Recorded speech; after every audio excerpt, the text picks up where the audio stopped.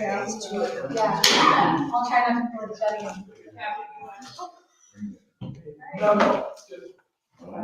So we're ready? Yep. Sure, you need to do anything like that. Oh, unless Lisa. All right. Push my gavel. Hi, everybody. It's 7 o'clock. Party started. Please be ready.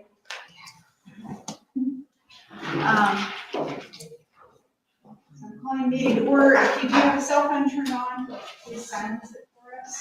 Do that. All right, and if you'll join us, please, in the pledge of allegiance.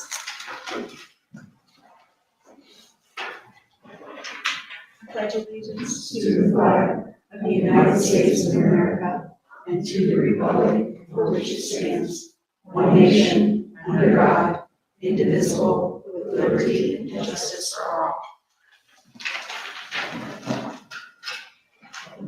Thank you, everyone. Please, would you please call the roll? Sure. Darcy DeCaplan, Here. Angela Brown. Here. Jenny Slows. Jasper DeChristopher. Here. Kara Shields. Here. Keith Gosha.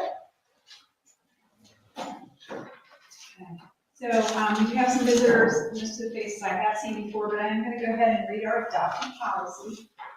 So the policy of our Burlington County Zoning Commission is that every applicant or agenda item is given 10 minutes or at the discretion of the chairperson to make a formal presentation. We allow questions from the commission members in order to provide a timely and orderly discussion of business for consideration. And finally, the audience will be given up to 3 minutes or at the discretion of the chairperson for each speaker to respond. Chairperson may limit repetitive debate and comments from the audience must be addressed to the chairperson. Okay, that, can we verify that this meeting was advertised? Yes, in the February 3rd, 2024 Delaware Gazette. And we have before us some meeting minutes from January 23rd. Could we please have a motion to approve those? Motion to approve the BZC meeting minutes from January 23rd, 2024. I'm going to say 23. Second, is there a second? Mr. DeChristopher? Yes. Mrs. Brown? Yes. Ms. Slows, or Ms. Shields? Yes. Ms. Kaplan? Yes. Okay, so we do have an application before us. It says we're going to continue with the following hearing, but the truth is this is the start of this hearing because at the last meeting we weren't able to go ahead and perform the formal hearing. But before us, we do have BZC 24-001, BZC 24-002, and BZC 24-003. Filed at Peachblow Road Limited, 6660 North High Street, Suite 1E, Worthington, Ohio. Applicant is requesting approval to preliminary development plan to rezone parcels, and we have 4 different parcels. I'm not going to read the numbers. It's plus or minus 92.498 acres. From farm residential, FR1, to transitional plan unit development, TPD, and farm residential to neighborhood commercial district, NCD, and farm residential district FR1 to planned commercial district, PCD. 560 Peachborough Road, the center, 43035, and known as Purple. So, with that, are you guys ready to present? Sure. Good evening. I am Todd Ferris of Ferris Planning and Design. We will present to you in excruciating detail and visual presentation over again. And once we go through that, yes, you want to pass those out. We will go through some of the comments that we did receive at our informal hearing, and how we're going to approach those. So you guys, you can't skip it.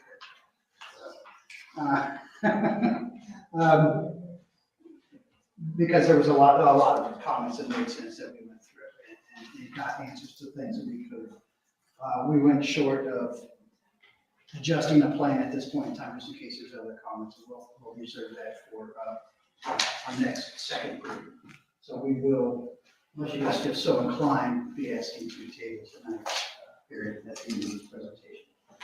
So, as you're aware, we had submitted this formal application and it went through Regional Planning Commission with several different recommendations. Again, just a little bit of overview where this site's located in relation to 23 and planned and constructed developments throughout the area. We're providing a major connection, a secondary connection to 23. It's not as major as what we initially thought, but it still is. It's going to be major considering they're trying to shut down most of them off of 23. And this will remain open.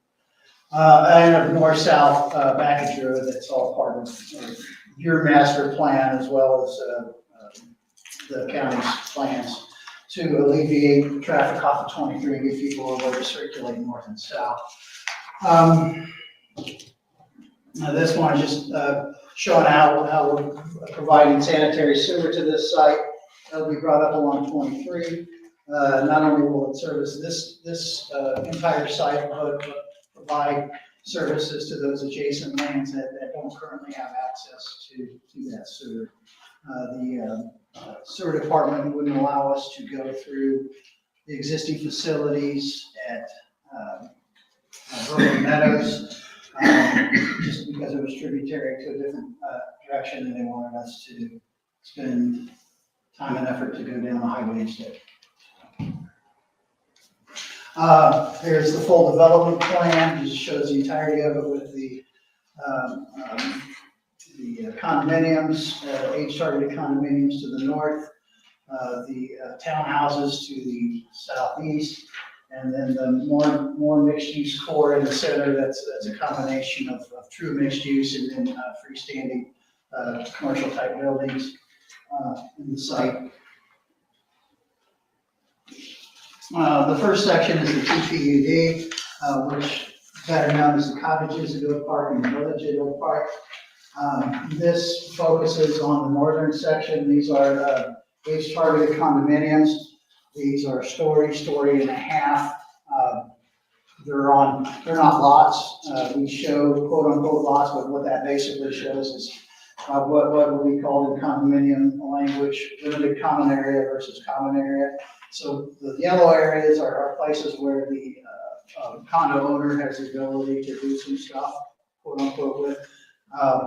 But in the green areas that surround it, those are limited or common area that have restrictions on doing any improvements in those areas and need to be maintained as purely open space or buffers.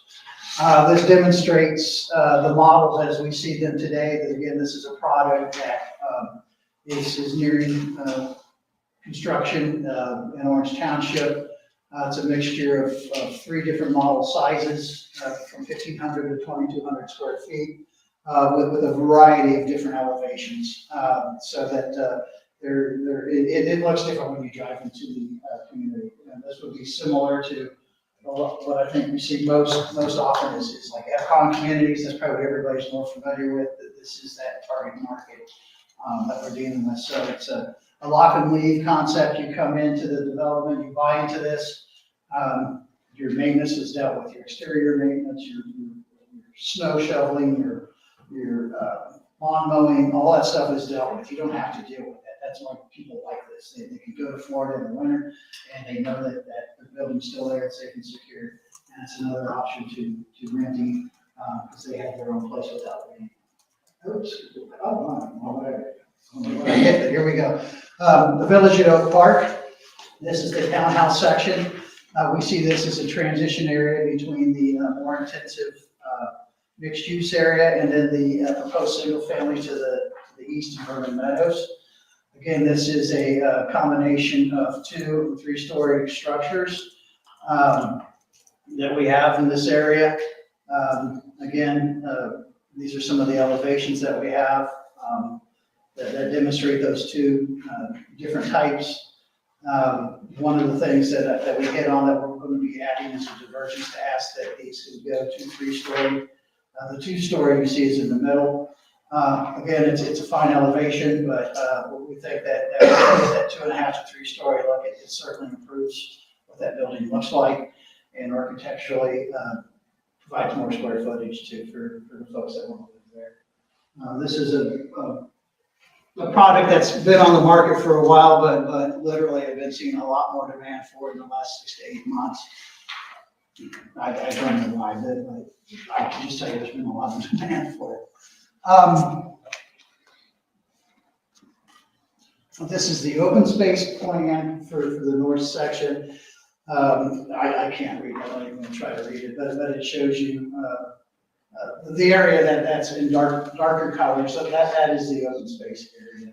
And I don't know what that percentage is necessarily, Anna can tell us if we need to know that, but it encompasses a great deal of the area, dominantly streams and setbacks. We do have some wetland areas and preserves that we're maintaining, as well as walkways and pathways along the existing stream through the site.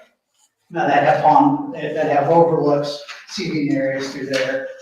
So more of a linear open space system that we're proposing today.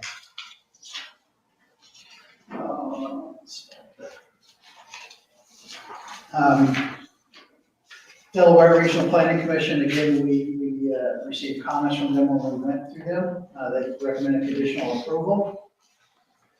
They said they had 3 conditions: consider protecting additional acreage of wooded land, which is predominantly on the south section of in this part would be the townhouses. Road B should be connected to reduce the proposed density permitted at 4 dB per acre, which was, I think, we figured out was 17 units. That would get us down to 4 units per acre on this. And their final recommendation that road B should be connected to 23 as part of this project, or the second access point D should be connected to Connor Lane as a public street. We are going to be connecting to 23 with road B. We even have an agreement with that property owner to do that. The easement documents are almost in place with that, or to get that dealt with, but they want us to build that because it brings value to their land as well, and they don't have to pay for it. So they like the idea. But that will be done as part of this project. Additional divergence that we will be asking for, again, was the building height limit for the townhouses to be exceeded from 35 to 45 feet. And we had some comments and we'll discuss later on that. That's the overview of the TPUD. Now, the neighborhood commercial district, that is the more traditional mixed use portion of the site. We have the Flats at Oak Park North and the Flats at Oak Park South. We see these as 3-story buildings. The first floor of building 2 on the northern section will have commercial type of uses. And then the second and third floor above that will be apartments. On building 1, it'll be all 3 stories, but it will be all apartments. We're congregating the mixed-use portion next to the town square, where we can provide parking generally in front of the uses.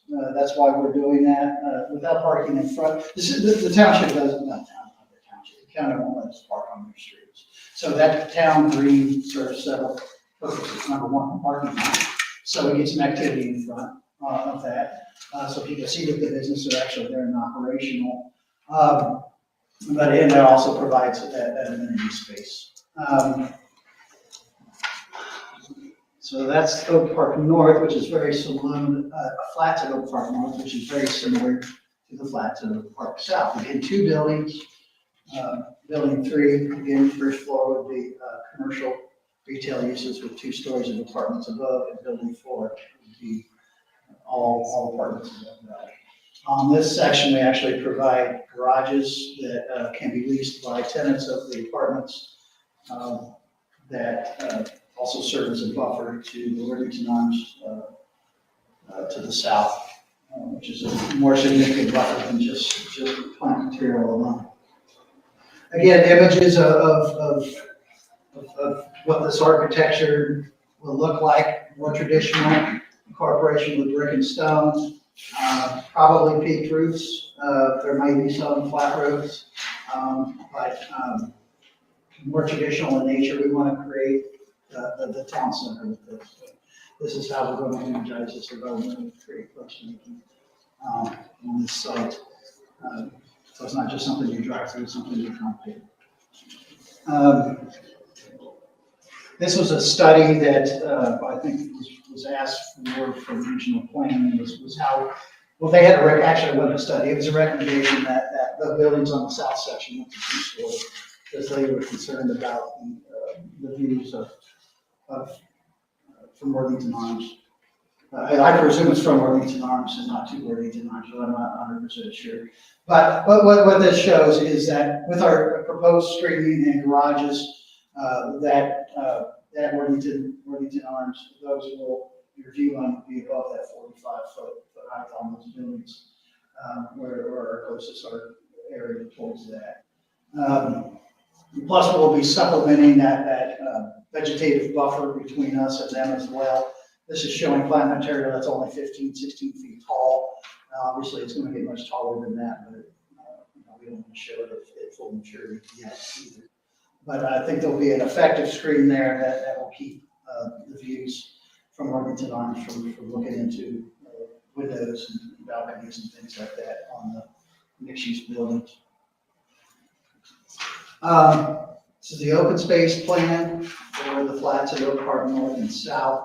You'll see that it again encompasses some wooded areas that we are preserving on the southeast corner of the site. We have an entry through there that's nice little preserve. We also have the namesake, the oak park itself, which has that specimen oak tree down here in the lower southeast west corner.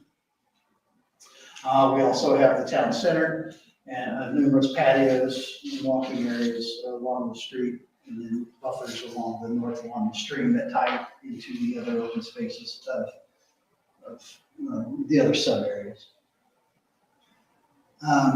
Delaware County Regional Planning Commission recommendations that night: reducing the building heights of 3 and 4 to a maximum height of 35 feet.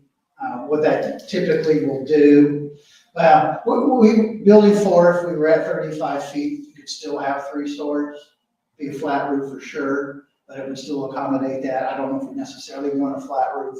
Building 3, probably we knock that down to 2 stories, because first floor commercial spaces are much taller than residential. They're like 14, 15. They got to deal with the plumbing and the mechanicals and all this stuff, so they raise it pretty big. Plus, they you see the new modern places, they like them tall. So that would knock that one probably down, which we don't want to do. If that's a direction though that is desired, it's possible. It just means we might have to shift those units and fill in that open space to the east on here.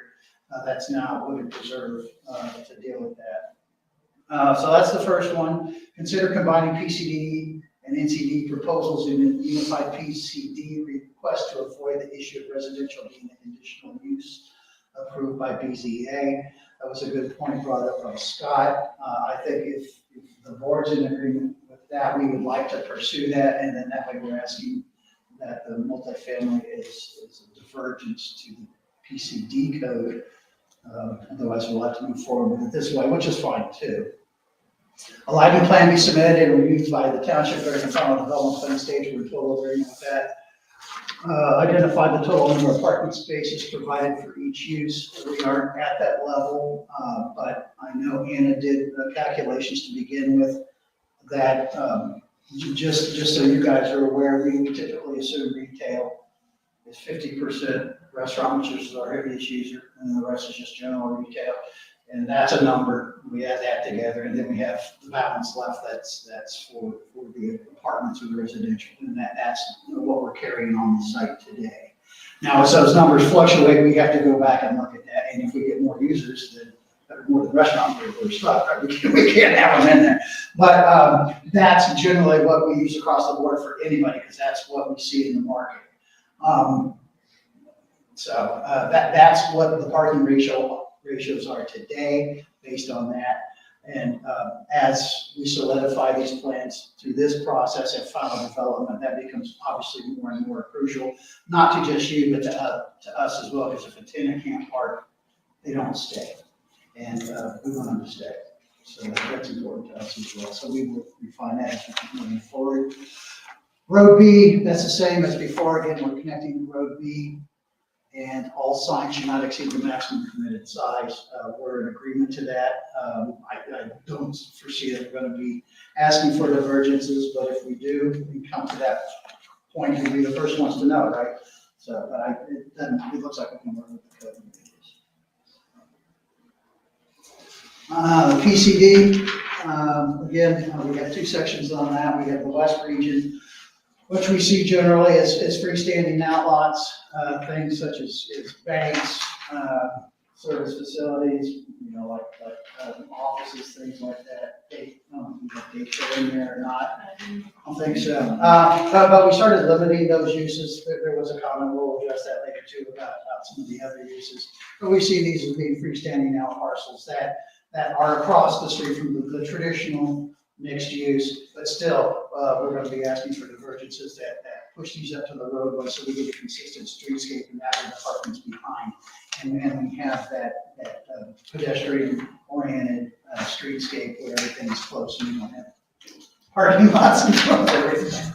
I'm hoping we're doing this the right way. I mean, that's what I think we're doing, right? This is the way that I think the trends are nationally. This is the East region. Again, we see this as being a quote-unquote boutique grocer in this area, so a small grocer user.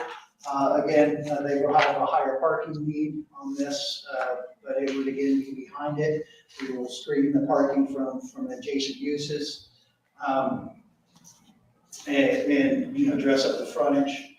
But we see this as being more like an anchor tenant of this whole thing that helps draw things to this area. So if you're here shopping at whatever this is and you need to go and get an ice cream cone, you can do all that. The pathways and everything are connected, so you don't have to get in the car and just drive. We're trying to stop that as much as we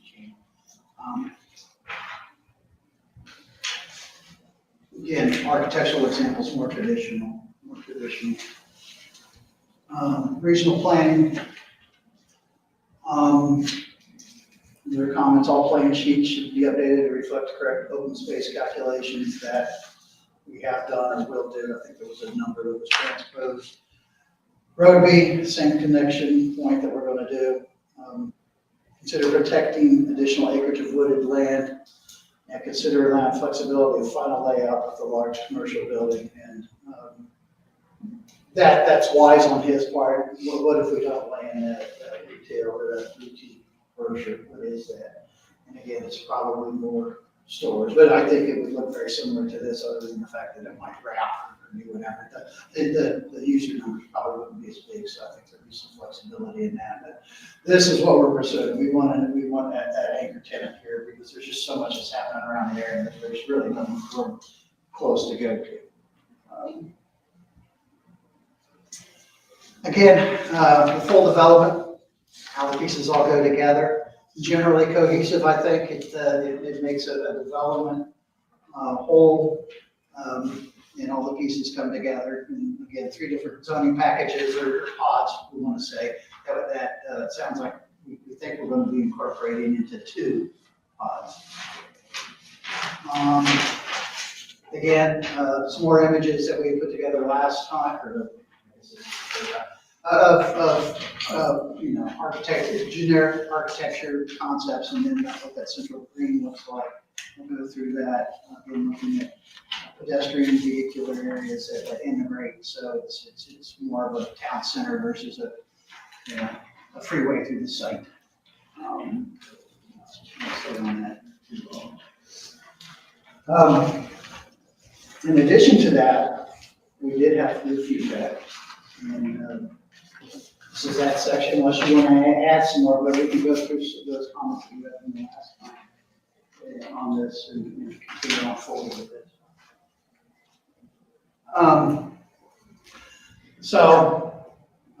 Density breakdown, townhomes and cottages. See the exhibit below. I was torn with this, so I didn't know what you were going for, because it doesn't really matter. So we picked a line. We picked north of the stream and south of the stream. So 3.43 dwelling units per acre net on the cottages on the north, townhomes 6.11 dB per acre net on the south side. Now we can draw that line about anywhere, but that's where we drew the line, right? To get that development area on that. There is, using the stream as a dividing line, that's the density of the townhouses versus the cottages. Phasing plan review, there was a question as, is our phasing off? And actually, it's not. It took me a little while looking at it, and Anna reminded me how we went through this before. We took each of these sections and divided it into their own phasing in case there was the ability to build each section simultaneously. We don't have to build one after another after another. There are 3 projects here, which is TPUD. So phase 1A, upper left-hand corner, is by itself. It's just one phase. And if that's now 1B, how we would phase that is this section, and 2B, 3B. Okay, so there's 3 phases we see in that section. And the townhouses, we see that as 2 phases as well, 1C and 2C. So that's the phasing. That's why you see several ones.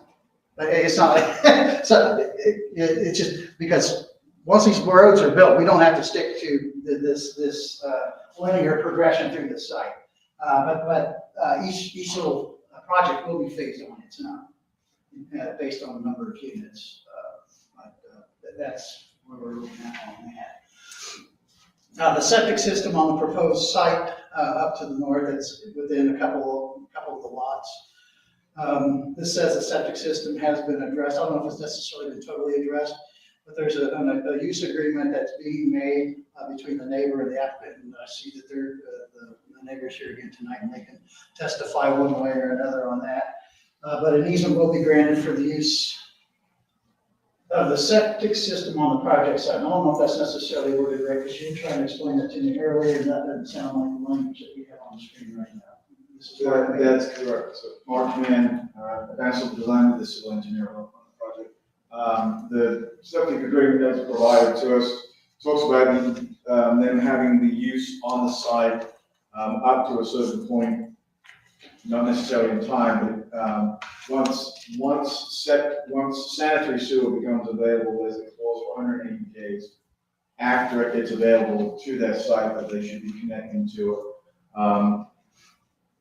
So that goes along with the agreement that our client acquired. But in addition to that, I think in discussions with Karen that we're willing to provide a connection to them should they desire a connection, or we can continue conversation to find out what's the best solution for them to make this move forward. So the septic system will go away. There's a couple of options as to how they continue to get sanitary service once that goes away.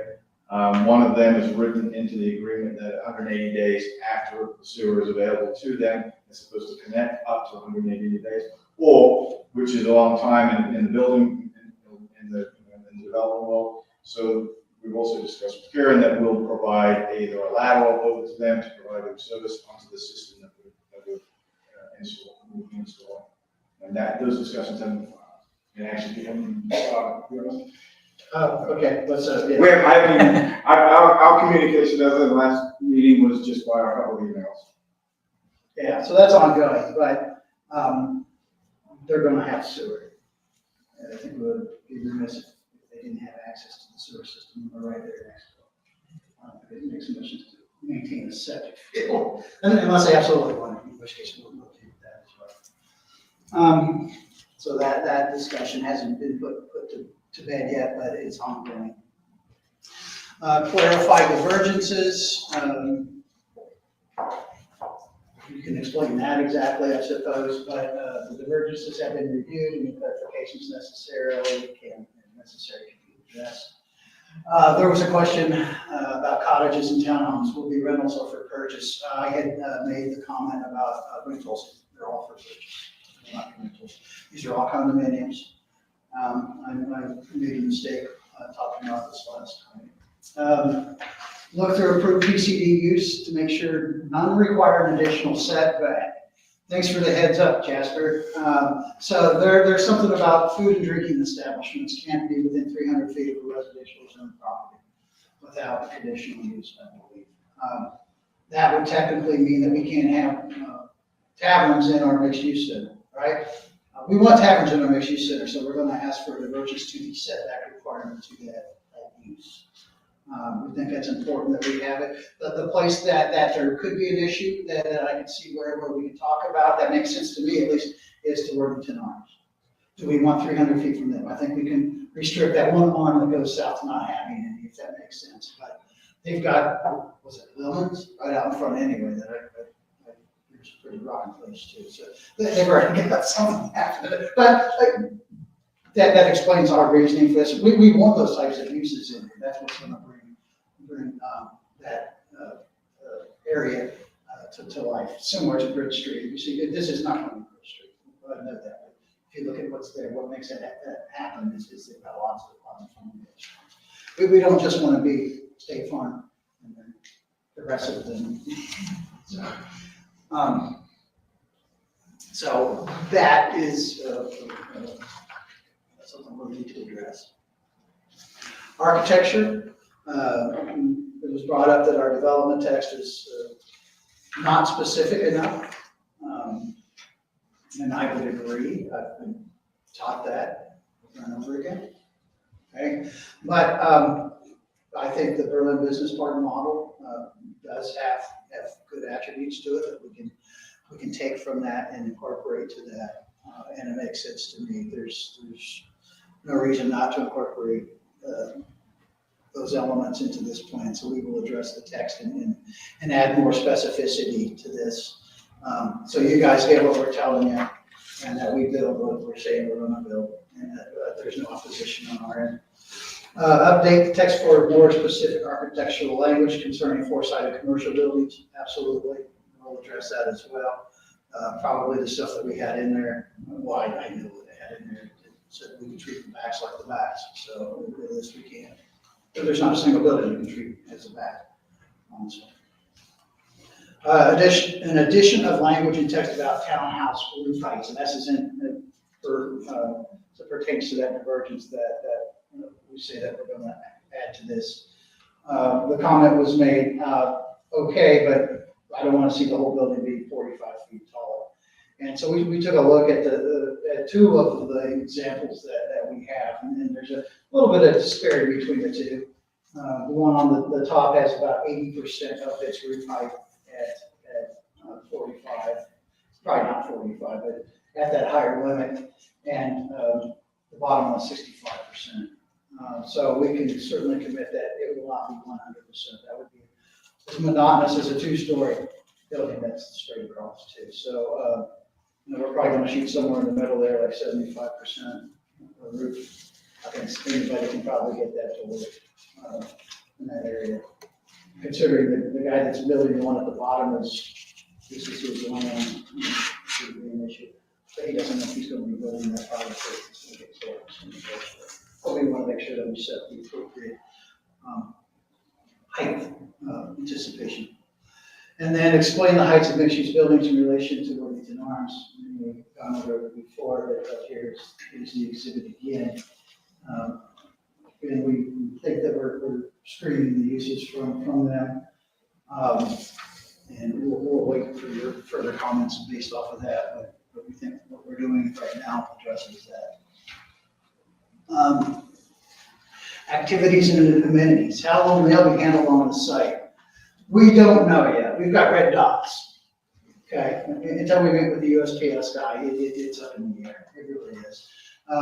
We see a lot of condos where they only have one. Okay, and it's at the main entry.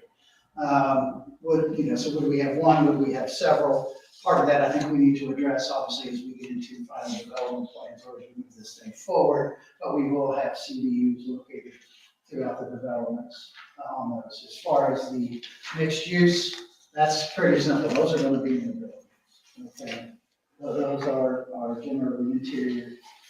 They have shared corridors. They have shared entries, and that's good for us to put in those. Sometimes we do see them on site, but not very rarely when we have the shared corridors. Townhouses again, probably a few different locations, but we don't know exactly where yet. But I think our next iteration will nail that down a little bit better for you. Oh, was there more on that sheet? There probably wasn't. Oh yeah, dog parks. Dog parks. we got lots of open space, believe it or not, we got a ton of open space, we can put dog parks all over the place, so, and I just targeted a few different places, that seemed to make some sense, initially from looking at it. Again, I don't know how many of those have been, well, you guys probably have a few at this point, dog parks in the township. So, we typically do, well, that's right, we've done a few urban projects that have it. So, it's very similar, very similar. Separate the large dogs from the little dogs, the mean dogs, the little mean dogs from the big dogs. And, whatever, so we'll locate those appropriately throughout the site, it makes sense, to do that. And we'll identify that in the next iteration. Landscaping buffers, clarify buffering along property lines and existing homes. So we went through, and Anna color coded the areas where our different buffers are. I'm sorry, it's not over larger, but you can hopefully see that on the packet. We have the red, which is going to be a combination of mounding and plantings. Is that correct? Yes. We have the green, which is Existing. existing vegetation where we're not touching anything there. We see that as being our existing buffer. Purple is just Deciduous and evergreens. deciduous and evergreen buffers. Along the south, obviously that's coupled with the garages as well. But we don't want to do any mounting in there because there are some existing trees. And then red is just evergreen trees. Yellow, Yes. sorry. Yellow is just evergreen trees. We put together a section of us based off of the homes to the north, off of Connor Lane, where we're going to be proposing mounting and trees in that area. So right now, we're saying that there's going to be a minimum of 3-foot height mound and a minimum of 25-foot buffer area behind those homes. We'll identify how close the homes are. I think they're probably 40 feet. Then from that, this probably shows a little bit closer than what they actually are. But then on top of that, we will be planting a mixture of evergreen and shade trees in there, so we have a vegetative buffer. Again, we want to see, you guys are here tonight, we'll talk with you to see what exactly you guys really want. This is what we're throwing out on the table to begin with, right? So, but these are your homes, these are your views.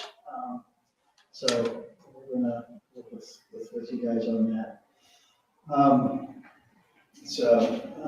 There are the buffer concepts that we've looked at and we'll incorporate into the plans. And then the tree, I used to address landscaping buffer site visit to get more detail on specimen tree. Now Anna called from the middle of the site, said she was lost, so we had to go send it out.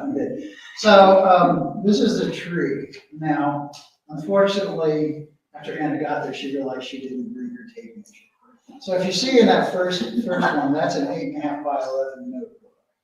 Okay. Okay, so that's the scale. And I said, well, can you really show them about how big that is? You're supposed to show them how big I it was is. supposed to, I don't think I could, two people, I don't think you could touch hands around it. It was. She should be 8.5 by 11 sheet and just go Just around. wrap it first. around. Just wrap it, tape it together, brought it back. Well, she didn't have tape. So that is the venerable oak at Oak Park. It needs to be cleaned up some. It's got some dead end, but generally it's in okay shape. I think that it's obviously worthy of being preserved. She And also. you took it in the middle of the winter, which nothing. Yeah, that's not true. Yeah, but you can start seeing the shape of it, which I've seen other oaks with better shape and form, but I think once we get in and get the dead stuff that's weird cleaned out of it, it's got some weird shoots and whatever. It needs to be dealt with. It obviously has never been pruned by anything but cows. So it needs a little bit of care. And then she also went over to regional planning is saying that we should preserve more of. It has some larger trees in it, but it's not woods. It's pre-emergent, it hasn't been farmed for, 10, 15 years. So it's got stuff growing back up in it. So we're not protecting the virgin forest here by any means. If we're getting into that, there are some things that obviously are going to keep on growing. So it's not we're going to do something to preserve stuff there, but we're not knocking down 200-year-old trees on the sites that big there. do see a couple other ones in there. I don't know if there's any way that those are in safe areas or not, but yeah, we'll work around those areas as we can. Open spaces. There was a question about what's the amount of open space used by detention basins. So there's 8.5 acres of ponds, 36 acres of open space total. So 23, well, about 25% of our open space is ponds. It seems bigger than that, but it's because our open space is so linear. It's very linear, but if you start looking at the aggregate here, there is a lot of open space. It doesn't look like 36 acres of open space, but there's a lot of open space in there.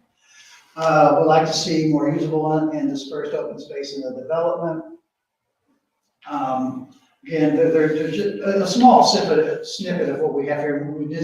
We didn't do the open space a whole lot of justice, which I think we will, but in those areas, we know that you guys like seating areas and overlooks and things like that, but which we've incorporated, but we didn't get into much detail on that. This was a big package. We're not highlighting all that like we typically are in one single subdivision, right? But we're going to spend more time on it so you see what that stuff is in there.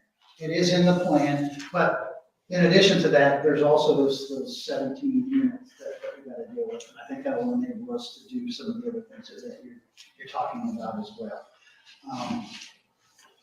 And then the TPU density versus more, okay, that's what I just said. So those are kind of the directions of where we've been and where we're heading. There was one other thing that you asked that didn't make it to the slide, the size of the lot, which they're not lots. It's 52 by 1.149 acres. It's pretty small. It is small. Okay? I was thinking, what are they, when you see that, the single family freestanding condos that, like your garages and backs, obviously they're the older style, right? But I was thinking in terms of that are maintenance, that are maintenance free, approximately what is that? So these are larger than, so that's what I was getting at, trying to understand what the size was versus, because I think the footprint is gonna be about the same. Probably. What's on those buildings versus, so that's what I was trying to understand. Yeah, the footprints are about the same. They're all selling toward the same demographic. So they're all playing in there because that's what they're looking for. Guys that sell these things are actually fairly smart. So. I cannot read this whatsoever. Can you read it? It's along the 8.5 by 11. This is, I didn't realize it was going to be this small. You wanted to address the schools. So I reached out to the new superintendent.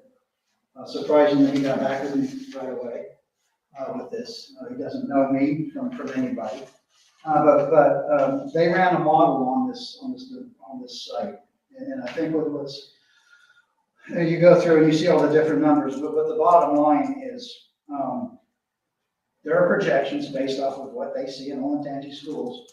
This will generate 83 students with this development. 83 students with the townhouses, the condos, and the apartments. That's based off what they see. The largest generator, well, it's the townhouses. The townhouses and the apartments generate about the same, 2 kids per unit. And then they went one step farther. They started asking me values of stuff. So I talked to a couple, what do you call them? People that do evaluation, dollar value, whatever. Appraiser guys, yes. So what's a fair number? Because we don't want to be silly with the schools, and they wanted something fair too. What could you sell this for when you got done? Right. So we gave them those numbers. So cost to educate the students at, and somebody smarter than me should read this. Cost to educate at $13,737 per student.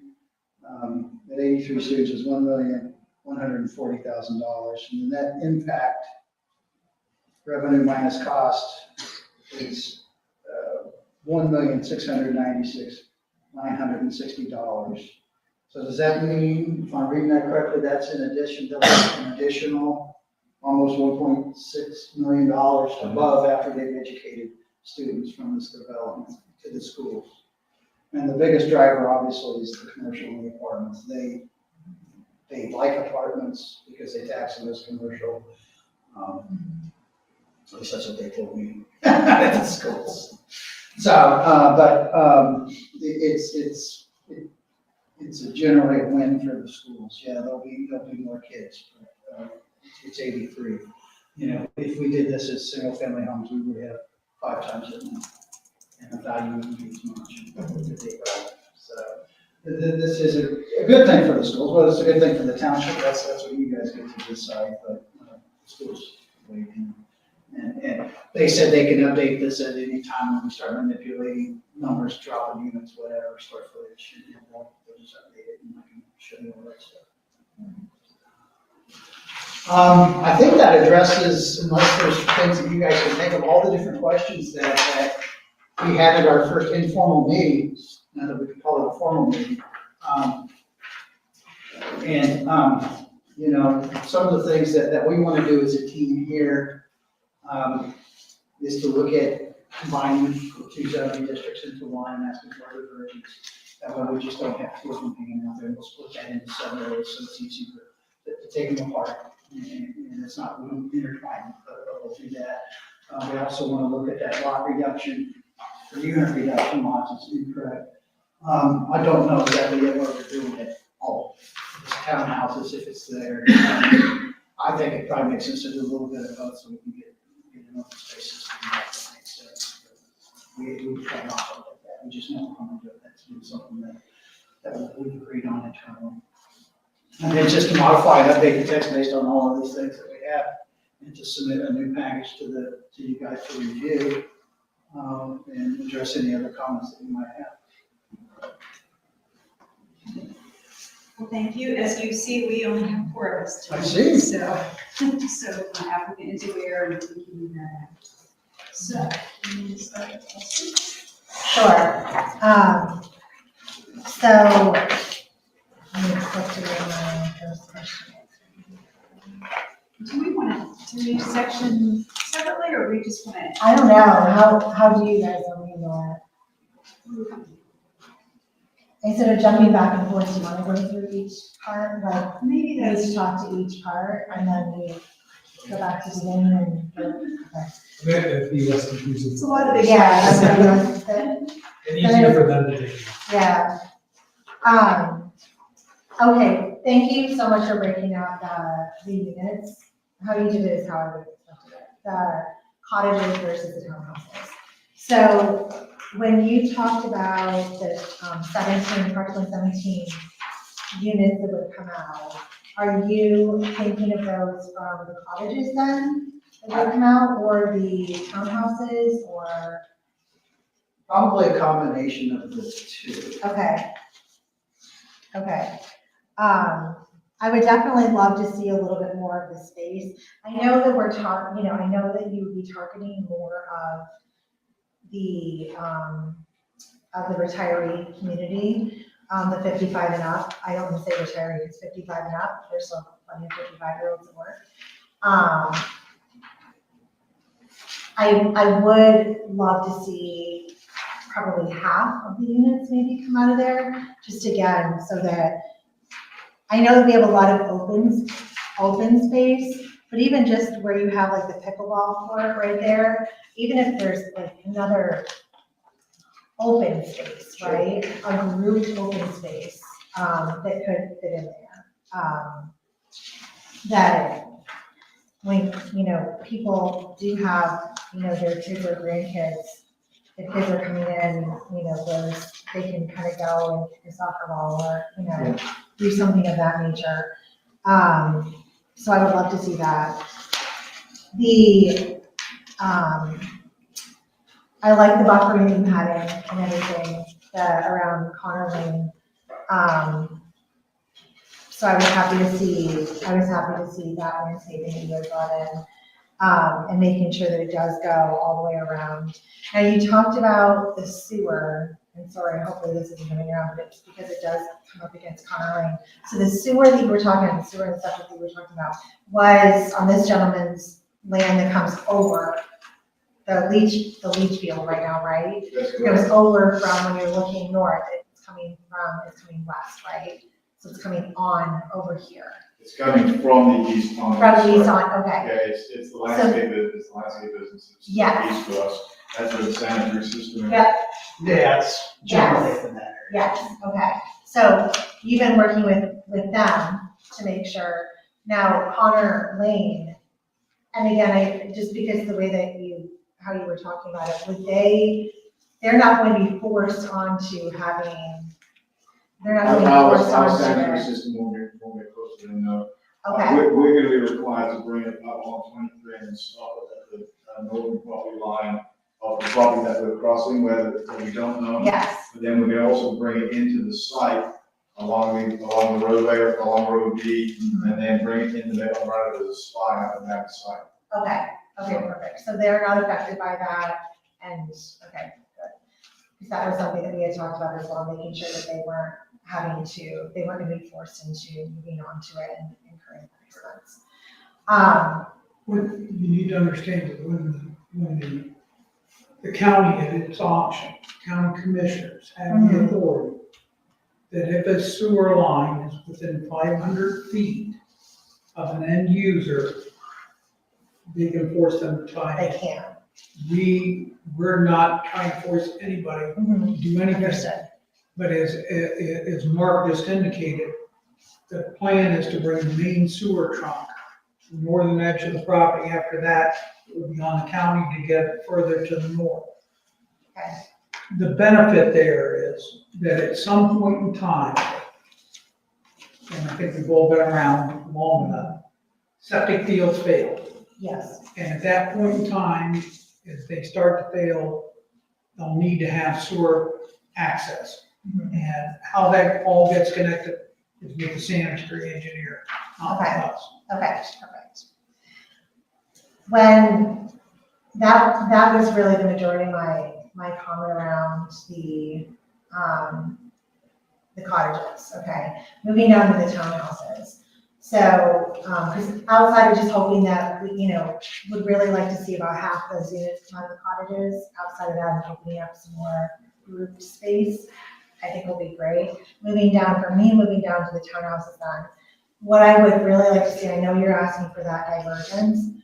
I am, and this is from the way that they look, I agree, a 3-story does look better. What I want to be very cautious about though is that we really look at the vantage point as well from the neighbors, right? So not only Worthington Arms, but that's Berlin Meadows. Yeah. Okay, so from Berlin Meadows, because they don't have that right now either, they're not all built like that, I don't think. But if we were to keep 2 stories on that line, right, going north and south. And then you have, from a vantage point, you have a single family home looking, there's obviously going to be buffer trees that we've built up over the years, right? But you're going to be having them look at a 2-story unit. Right. And then similar, it's, a 3-story unit across. Yeah. Now, that could be, so I would, what my ask is that the whole thing from the pond down, all the way down that line. And if some of those come out, then, I don't know that you'd be taking out some of those, but wherever you take out some of those as well, that those be all 2-story, okay? And then across from that, if that's where you brought the 3-story, that would be okay. But to make sure that we leave some 2-story in there around the exterior, that you have the 3-story against the commercial. Now, obviously, if you have some of that commercial not be a full 3-story high, then that'll look strange. So doing the mixing and matching correctly there, but I would really want at least, I understand where you're coming from an aesthetic standpoint, it's much more, the 3-story is much more appealing. And because you get more square footage in them, people will like having more square footage in those, the extra floor.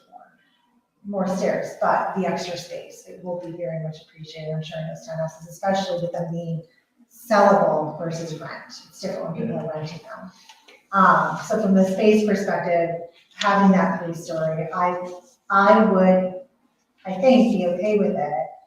But to make sure that there's enough of a mix, and then in addition, that along that border, along the parcel border, that it really is all 2-story there. I think that's fair. Yeah, makes sense. Let me see.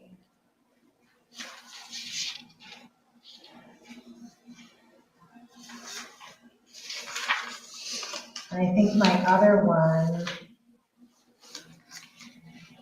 actually went to technically a roadway, which is not part of this. So I think that's all that I have for that portion. So we're talking about, I'm trying to get my, right? TPUD. That's it. Thank you, okay.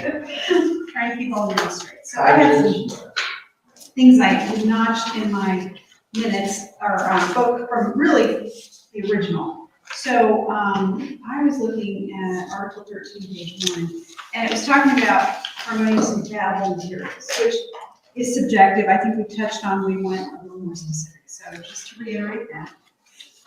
Signage, I saw, and maybe I'm mixing and matching where I shouldn't be, but it said the signage was compliant in some places, and then other places it said there was divergence. So I'm a little confused about that. And like I said, I'm probably meandering into what we're not talking about yet.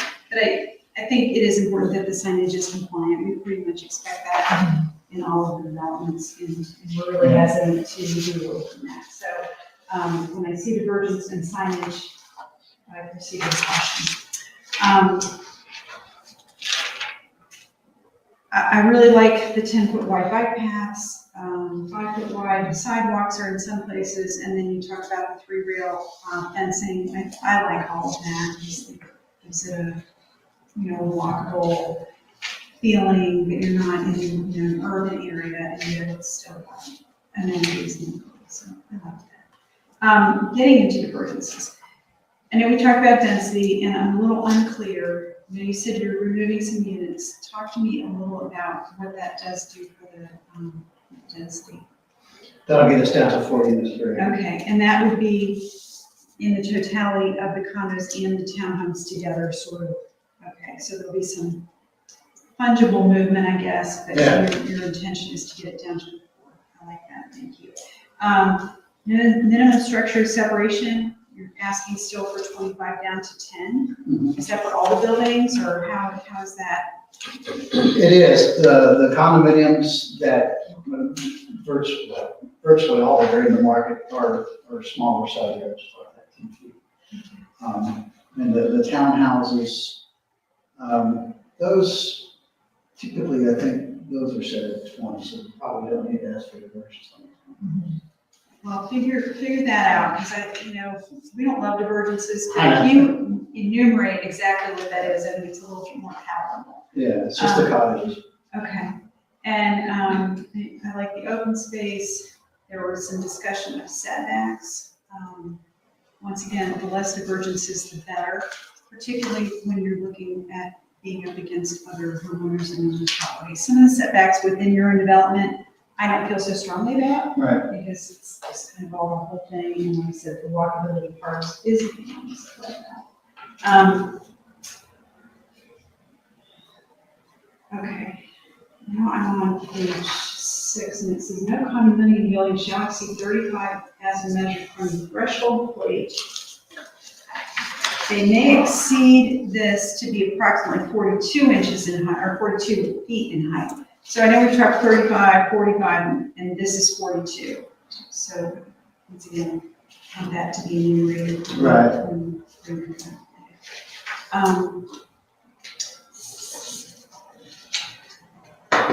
You mentioned this, and I want to go back to it before I forget it. I think I might be able to have.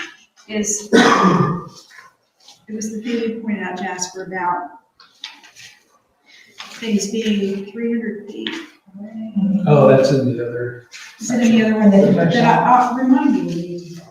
I have a question, and I don't remember what it is, so I'll find it.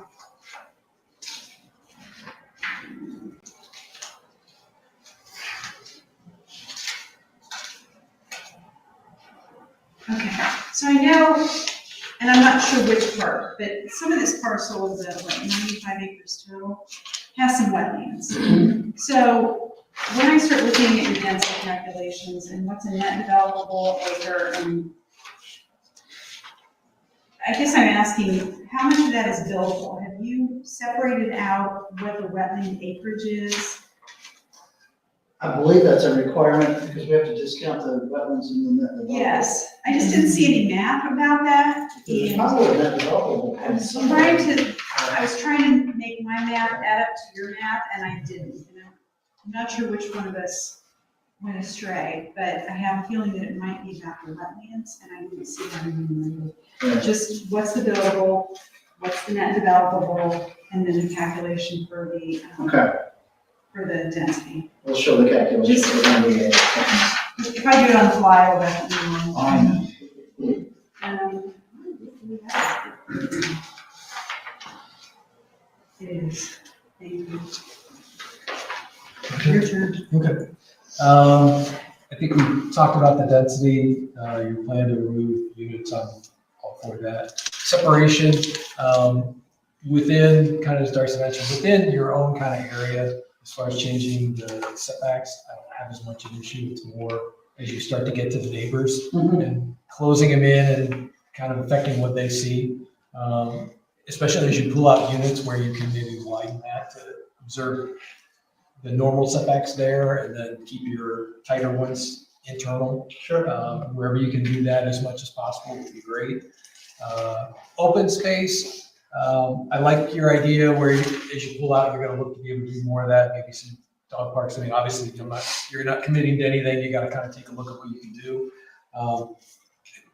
A couple things, just kind of throw it out maybe. I haven't seen anything, but I noticed along your stream, obviously you're not taking that out, but you've got the walking paths on either side. I throw out as consideration, I didn't see it anywhere, so maybe you already have thought about it.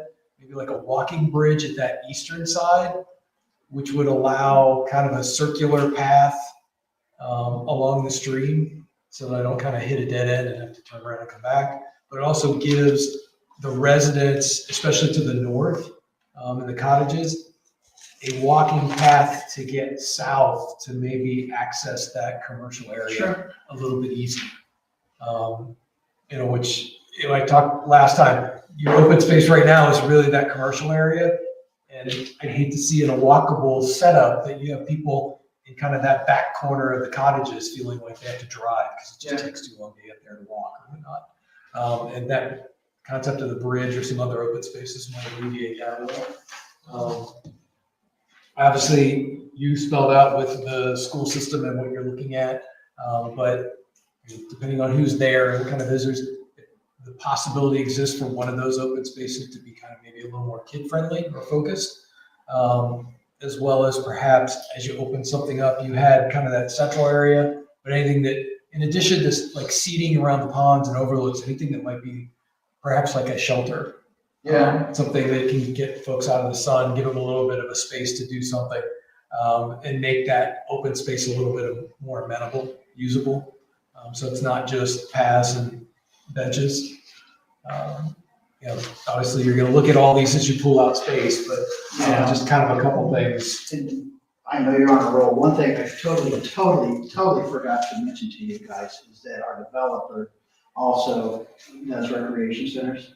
So he said we can commit to doing a recreation center anyway, whether it's going to be in the mixed use portion on the first floor or on one of those freestanding parcels. We still got to figure that out, but he's going to commit to do that. He's got one in Plain City that he operates now that he wants to bring to this site. So that's going to be part of this. And that's a big thing, right? I forgot about it. Yeah. Well, you have it there, but I wasn't sure. Well, I wasn't reading, I was starting to go from memory. Yeah. And we skipped over it, so I wasn't sure if that was. No, I just, Point?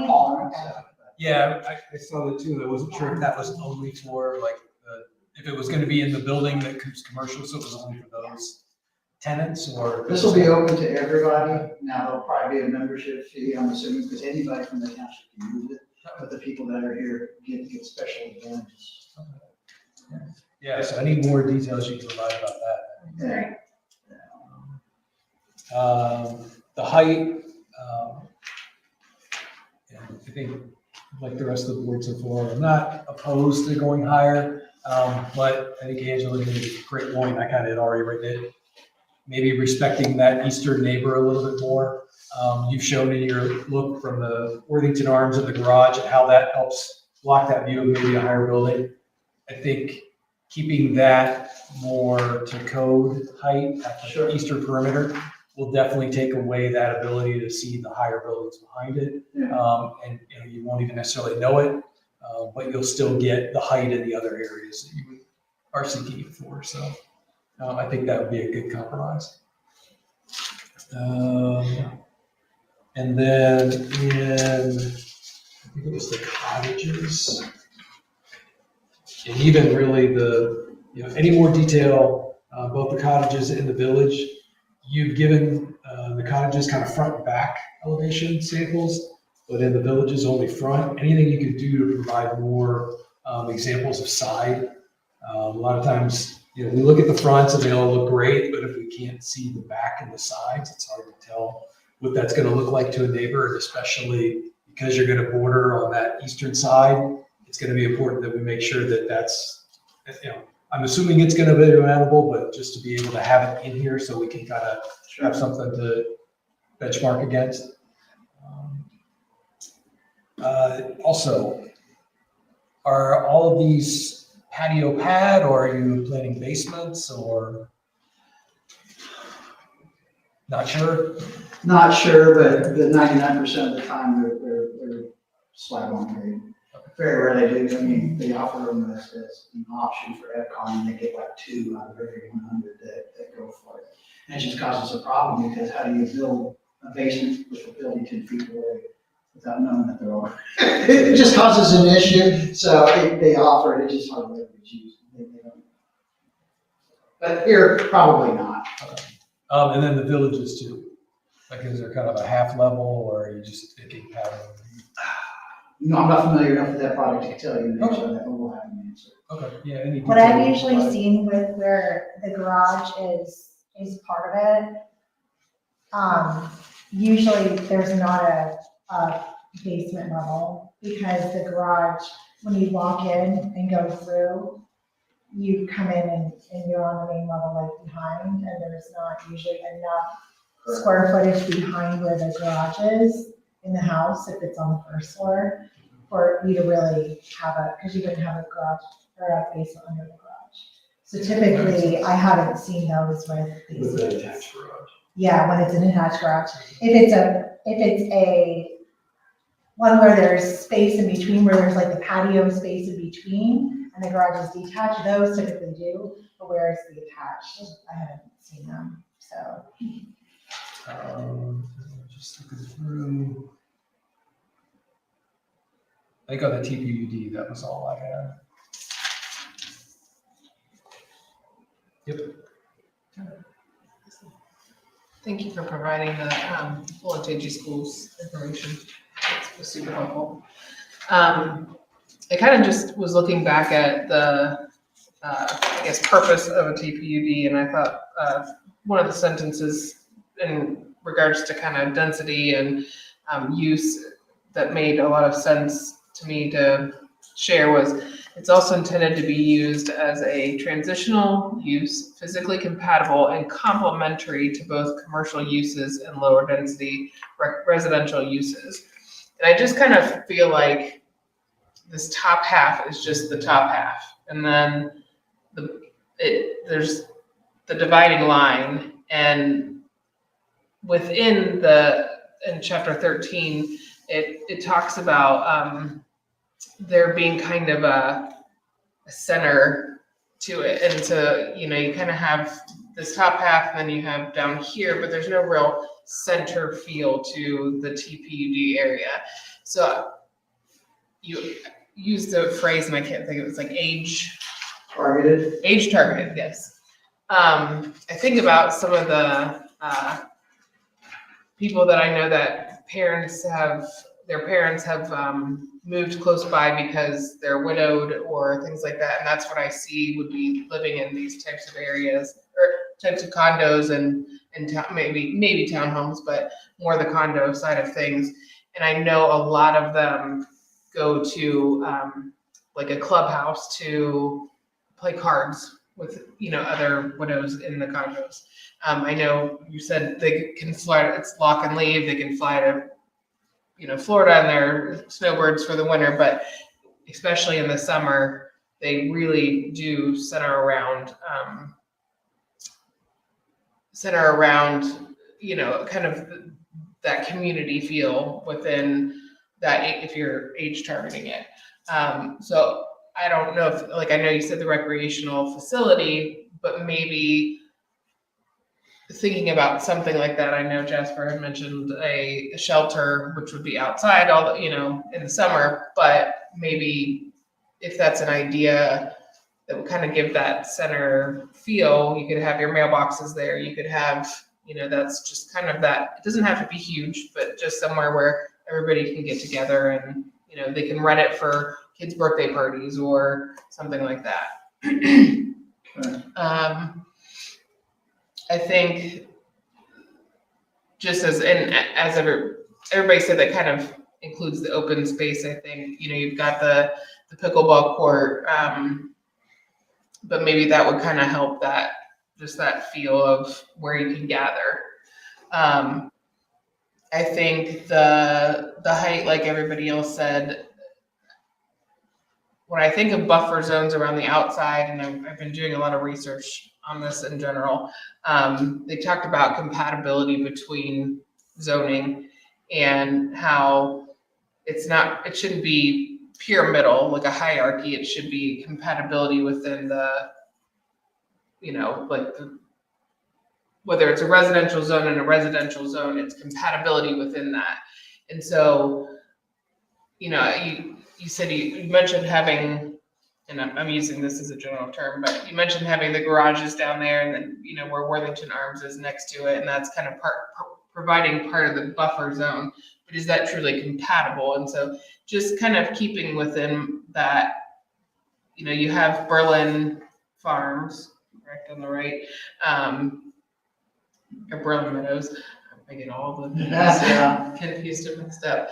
But just kind of thinking in the big picture that mesh and that it looks seamless almost, and I think within what they said about the building height and how transitioning from, you're looking at 1-story, 2-story houses, and then going from that to really tall isn't cohesive. So as they said, I would be okay with, maybe the shorter ones staying on the outside borders. The taller ones towards the inside might make more sense. I agree with the square footage, needing that. But I know we're just focusing on the TPUD, but just thinking about that in general terms in the border of everything, and the buffering, of Worthington Arms and everything surrounding around the outside. I think that was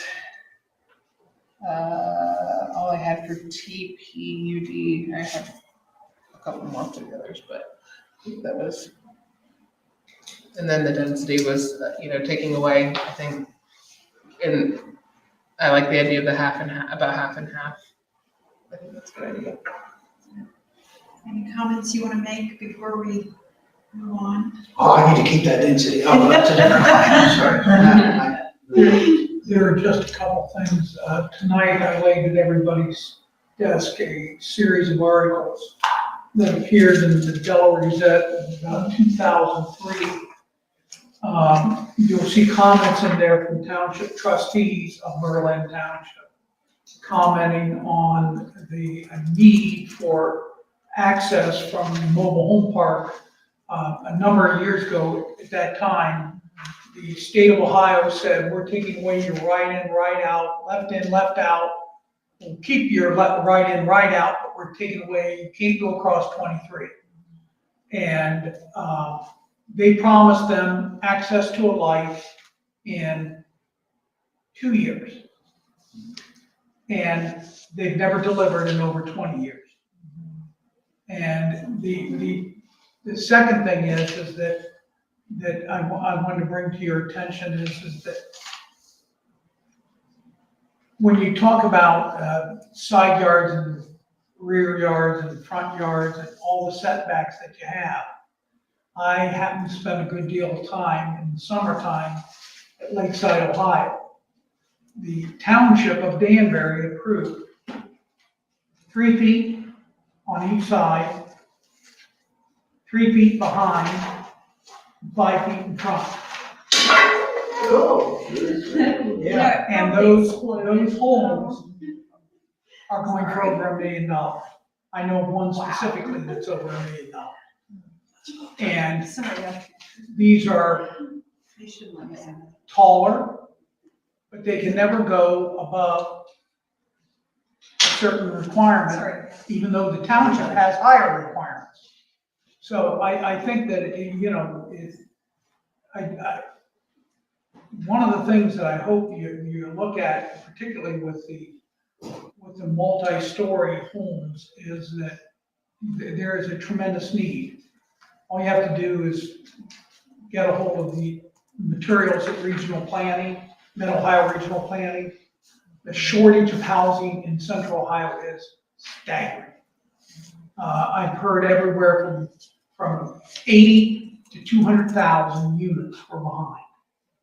And the projection is for Delaware County is that between now and 2050, we will expand by 80%. That's their projection now. So I think that, you know, we're going to have to look at densities at a more intense level than we have in the past. It's not talking about quality, but quality also has its problems in so that it makes housing less affordable. So I think that I think that the nice thing about this development is it kind of got all the flavors.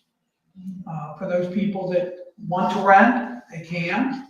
If they want to own, they can. And if they want to have single family, but a lot of the housing types, particularly 55 and above, and we can say that here, but you got to be careful about it because federal law is absolutely prohibiting that.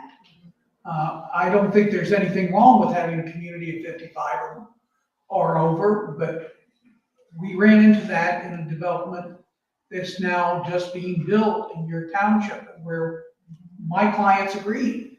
You want 55 and over, we'll get it to you. And then legal counsel stepped in and said, no, we can't guarantee that. And so it's a fine line in what, I think all your questions are very good tonight. And we will get back with you on those items, but it's, all of us have to walk a fine line.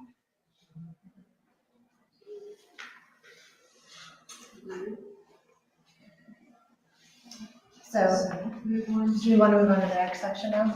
Yeah. So the next section then, we're gonna do the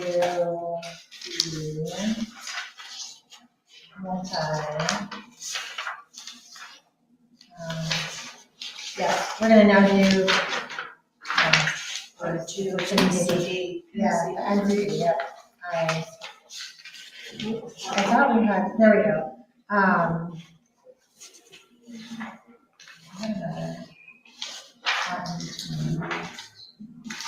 There we go, okay. All right, so you said that it's building one is all apartments, right? All 3 floors are apartments? Yes. And building 2, the first floor is commercial, and then the second and hopefully third are apartments. Okay, all right. And assuming that those will have balconies and other things on them too, right? Okay, just because I know we're trying to make it look nice from all levels. I am let me ask you this, so can we go to that one slide? It's the first one in from your NCD. So two more.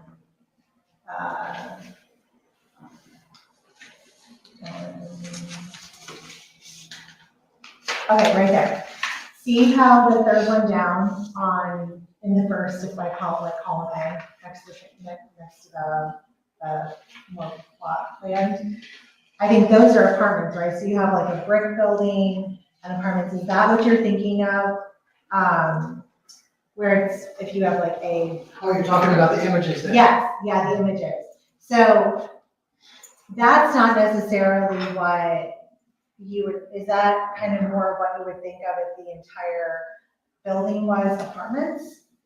Where it looks like it's like, are you going to have apartments from where you access all of them from inside the building? Are you accessing from breezeways? What is the thought there? Just trying to understand a little bit more. They're not gonna be breezeways. Like I can go ahead and Okay. say that's not gonna be breezeways, because that wouldn't look like a downtown. No, So they'll be interior hallway. okay, So they'll have, fire code is gonna dictate how many entries. Is there 2, is there 3? I don't Okay. know. But we'll have a couple main entries, and then you go into the hallway, and that's how you access your units. The Okay. bottom floor will probably have patios, because everybody wants a patio, Yes. right? And the floors above will have balconies. And we may have sidewalks that go into their patios. That is even a better interface, where you can go out a door, and granted, it's a sliding door. But, but that's what we see. okay. I just wanted to make sure that it wasn't like this picture, and what I'm picturing right now is they're off of Route 3, just barely south of Maxtown, and you have where I don't believe that they're all the same. I think that it's the first floor, but on the first floor, it looks like you enter from the exterior. Every apartment enters from the exterior, and it's almost like the other ones, somehow they get in. Maybe they're 3-story townhouses, they don't really look like they are. But that's what this reminded me of, and I don't find that the third picture down. Yeah, that looks more like those are townhouses, so they have a front door. Yeah, that didn't seem to fit. So if it's all a cohesive building that, again, has all 4 sides, then that's fine.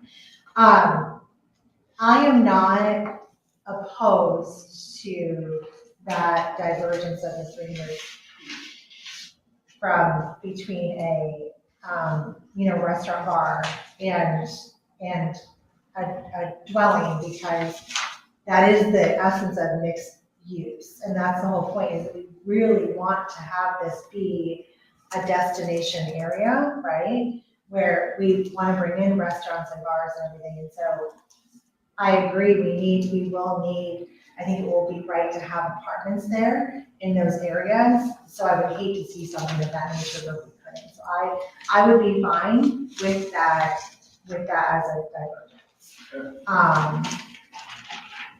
The apartments were taken into account as well, right, with the numbers. I don't see those apartments probably, because the setup seems like it's a little bit harder with kids from a school age perspective, but those were taken into account with the numbers for Olentangy? Yes. Correct? Okay. Yeah, very rarely do you see 3-bedroom stuff homes interior hallways. Yes. That's what we bring them.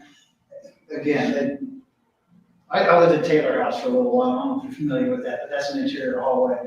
I saw some kids there, and they were usually special needs kids that lived with dad that, mom was dead or whatever. There's so very few kids that. Okay.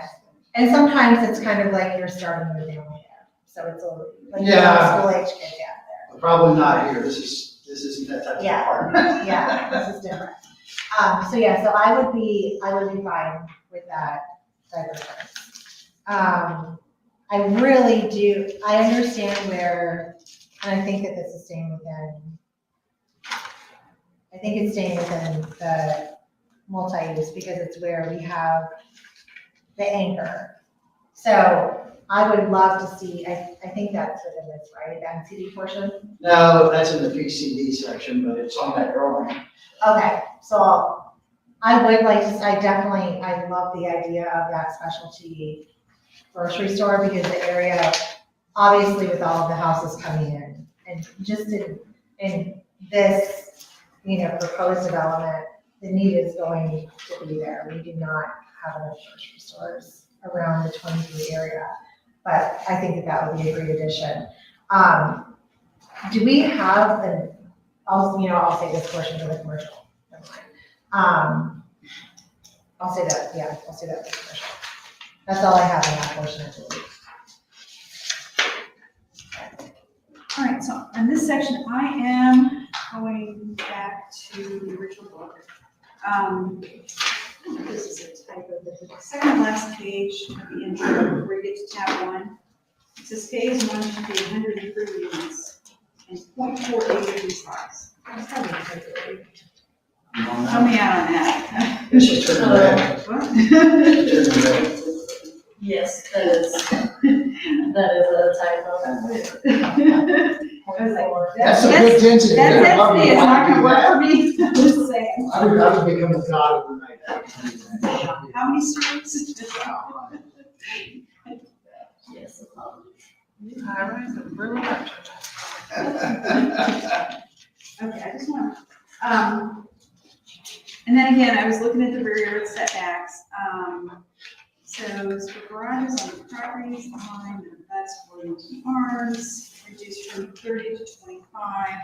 Given the buffering, I'm not, told, I guess, by that, but I guess I wondered if you talked to anybody at Williamson Arms. I know it seems like they used to come to these meetings. I'm not sure what dialogue there has or hasn't been. Yeah, usually they do, I'm surprised because they all have notice. Yeah, well, I mean, I think you've done a lot to try to mitigate the impact on that, and I think it seems good, but I haven't lived it, so I'm just kind of, and then building size. So you're talking about, it says to be increased from 3,000 to 52,850 square feet. So is that the L-shaped bottom at the bottom? That's a lot of square footage. There is a lot of square footage, but that divergence actually goes away once we combine it with it. Right, PCD, okay. because that is literally just in that neighborhood commercial district, which I think the intent of that district was to encourage smaller retail stores with like 2 apartments above. But it was the only district that you had that has apartments. It was the only vehicle that I had to start this whole thing with. Yeah, I just kind of wondered about that. That's what I kept on getting from when I read it. Why is there a 3,000 square foot one? It's like, well, they want these little stores with some apartments above them, like, has anybody ever zoned anything in CD though in the township? It's never zoned, it's an underlying district. Yeah, it's an overlay. It's like pre-existing. It's like a pre-existing district. So it pertained to something in particular, but I don't know. And, Cheshire. and I'm, Cheshire. is it Cheshire? Okay. I'm happy with the, intent to preserve woods. I like that. To keep our rural feel intact. I love the walkability, but I think it's a nice blend. We're doing both of those. So, it's really it for me on that section. I'll go, on NCD, yeah, I agree, just because of the way the zoning is, to add that to the PCD, makes the most sense to me. With that, I think you already kind of highlighted some of the things that you're calling out for divergences in the NCD may or may not be in the PCD. And then the flip of that, you're gonna have some things that would have been okay. Correct. By the way you're designing it, that'll now be divergences on the other side. So just making sure you catch that in the next version of the plan, because if you're able to catch it before we see it and kind of have to bring it up, that'll be better. You already hit on the fact, the idea of the buildings don't really have a back or side, it's all forward because of the way you're orienting them, and then just the uses and the other things that you have around them. So that was good, I was glad to see that you're planning to put that in there.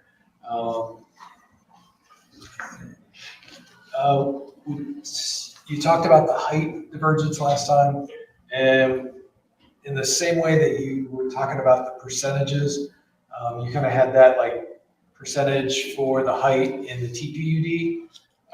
Last time I brought it up, but I brought it up more in the NCD and PCD, along the lines of, kind of to your pictures where you've got that variation of heights for the buildings, so that it's not, if you need 42 feet, it's not just a 42-foot slope roof across the whole building of every building, and it just all looks, like a giant apartment.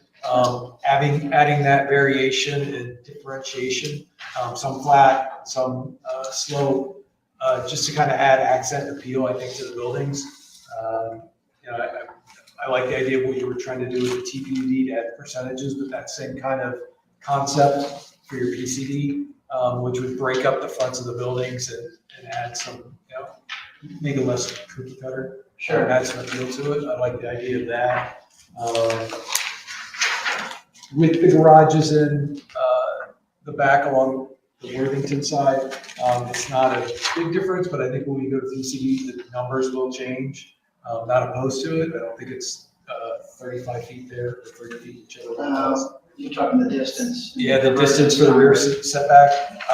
And I can't remember offhand, we have it in a few of our other ones. But we do have occasionally some variation as it applies to accessory buildings, which would be the garage. Okay. I forgot to look at it today, so I don't want to spend time trying to read through it, but Right. and slow us down. But there may be something in the code that kind of speaks to whether or not that garage would really be a divergence because it's an accessory structure. And then,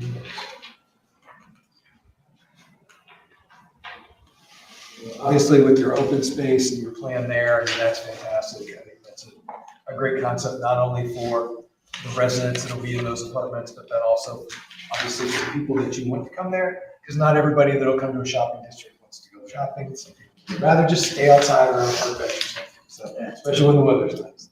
I think that was really, as you go to a PCD, I think a lot of my concerns change. So I think that's all I had. My concern is, isn't it? Is there apartments allowed in PCD? No, that'll be a divergence. That's what Scott said. Okay. That's I was how like- they overcame it and. Yeah. That's how I'm that's still trying to far. do, You okay. said it diverges, so. Okay, hold on. Okay, that was my big overall question, because I was confused how we were going from NCD, and they were saying it was going to change, it was gonna take away the need for the divergence, or for the BZA on NCD for the apartments, but now we're gonna request a divergence in PCD. Your code doesn't allow apartments in there. Yes. It does, it's just certain amount.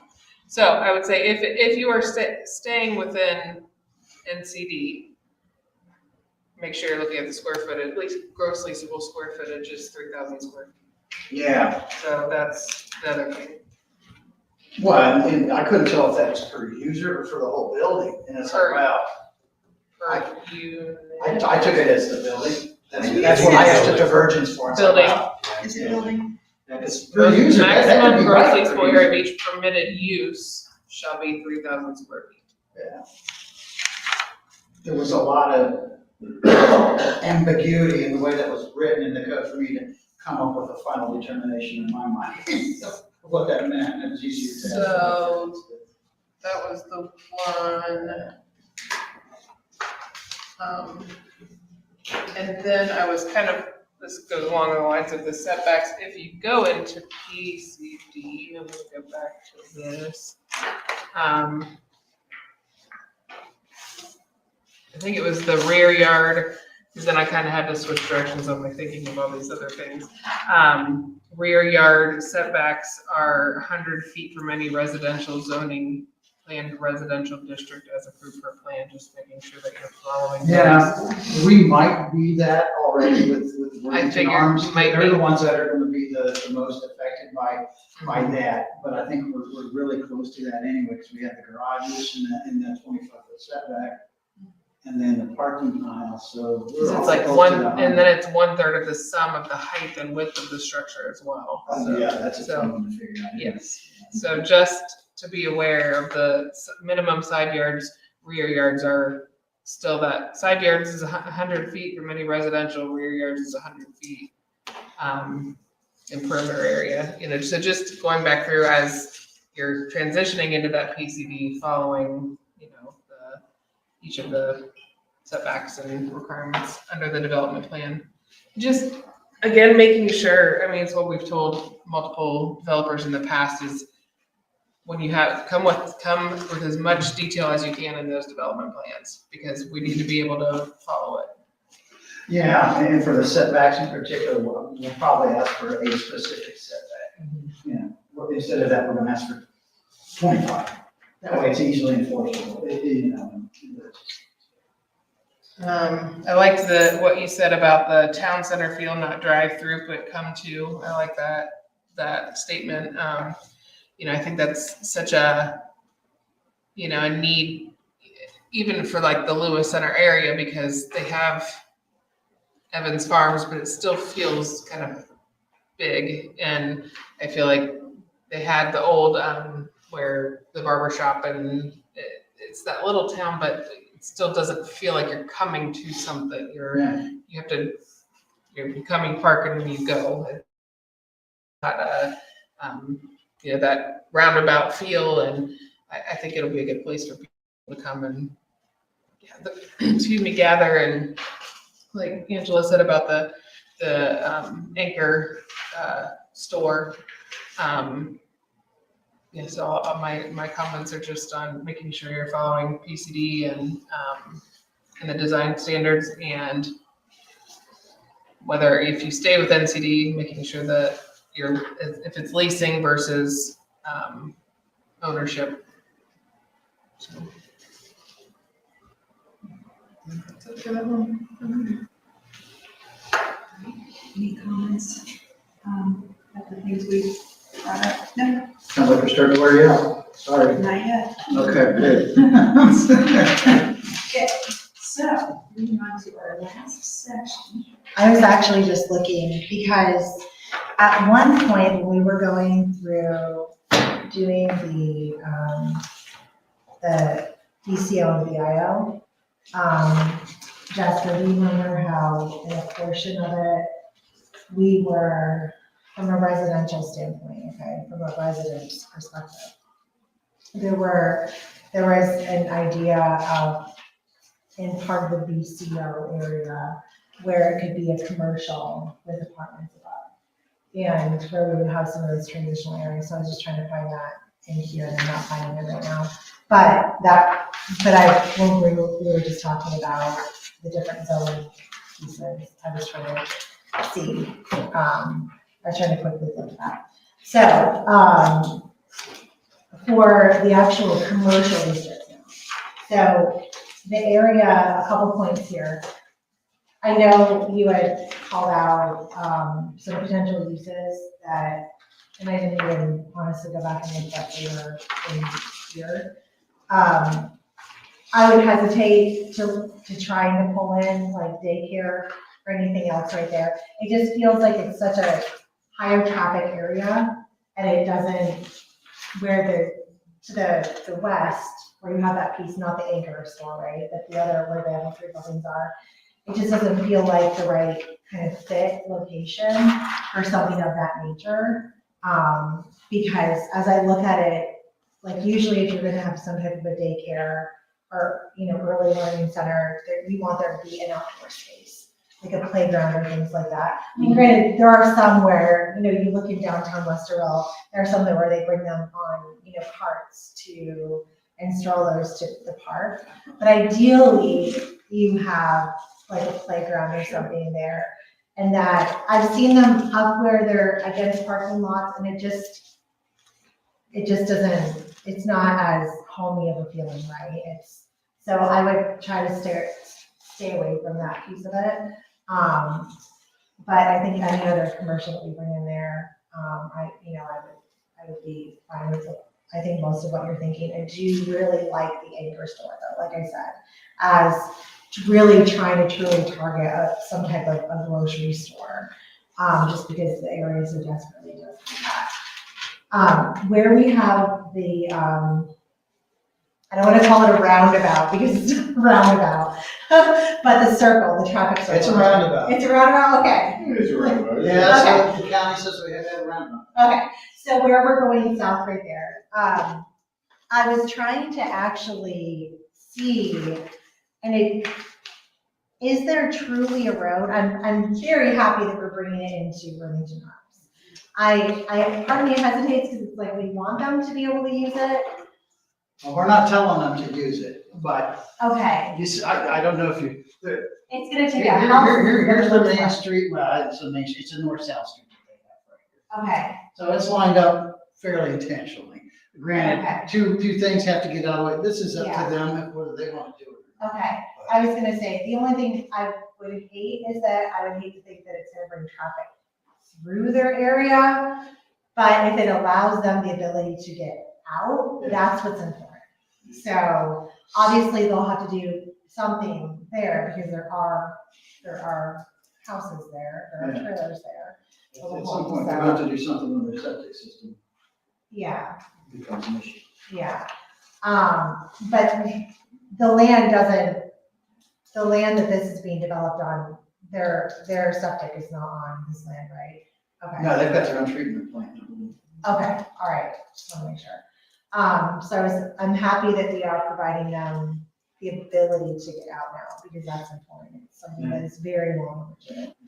I guess with the other pieces, I mean, really, I don't think I have call outs really for the commercial area. I like that we're gonna have, strict commercial from a tax base perspective in there. I don't know.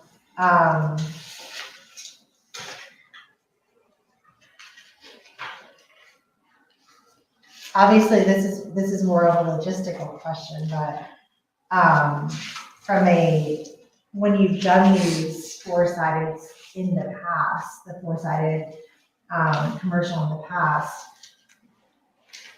have you seen, I'm thinking, delivery trucks and things, right? There's not loading docks and things, so obviously there's a way around that because we have them. So,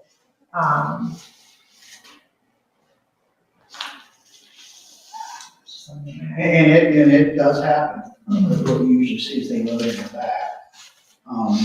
But they're using the parking lot. I mean, how else do you get, because if I put a loading zone, well, it's like walking through the Son of Thurman's to the back door. What do you do?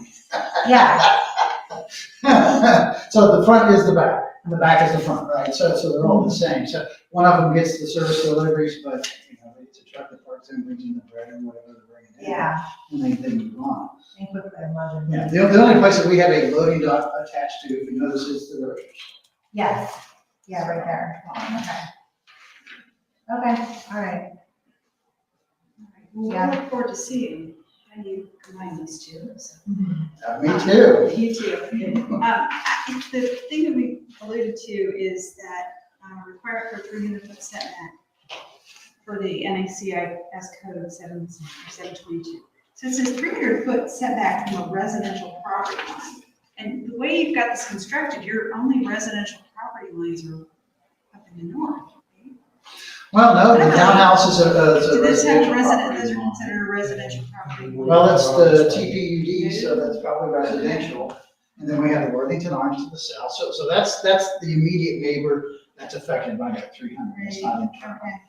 And so that probably affects, this whole building right there, if we did that. Because each one of these, see, 180, that's only 200 feet. Is it? Yeah, so it's like, I could understand if we're worried about a patio here that's projecting noise or something, hey, we could say that wing doesn't have anything in it, but, to make that to be all, well, that's the dilemma with that. Yeah, I get it. Interesting. Yeah, I was kind of thinking, oh, you don't have to worry about that. Yes, you do.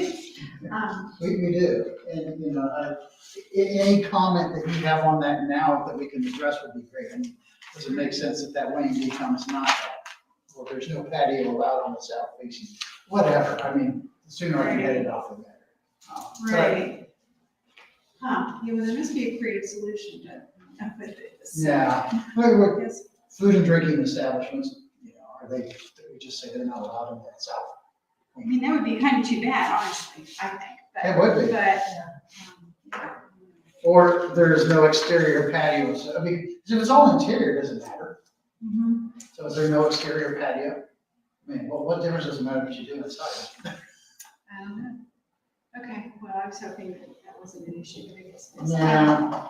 So the road that you are creating that connects to 23, and I know you have an easement for that, so there's no road there now? No. Or, okay, and ODOT's okay with this? I mean, they're usually very fussy about any opening you bring out to 23. There, Mark can speak to that, are they okay? Well, you know they're in a study trying to shut down every access. I know, so I'm surprised that they're asking for a new one when they're trying to eliminate some. Well, we've got the unfortunate coincidence of being across from Bryce Parkway. So they want to shut down that line. We know that. They want that right to go where there's a light there today. So we thought we had full service access. Right. Makes sense, right? Right. It doesn't mean it's gone yet, even though they want it to go away. There's a lot of people with a lot of influence at the Bryce Parkway that have a lot to say. But they're saying that at best we have limited, which is the R cut. So we get right in, right out, and left in. Right. That's still, if they are gonna shut everything down, better than most access points on 23, right? So, Mark is still trying to deal with ODOT on that stuff. Yeah. Because they keep on asking for more and more stuff, so he's dealing with that, but those conversations are ongoing. The one good thing it is for our client is the fact that the roadway going to 23 is in 4 lanes now, it's only 2. Because there's not some, it's not a traffic light, so there's some savings grace in that, but it's that's kind of where we're at. And then my only other question is traffic study. Sometimes we get these development plans and the traffic study is almost as big as the development. Yeah. This one was pretty skinny. Is there much detail on that, or is it still ongoing? It's still ongoing. So what you have in your package is just a copy of the memorandum of understanding. Yes. What they told us that we needed to do. Trying to do that is part of the issue.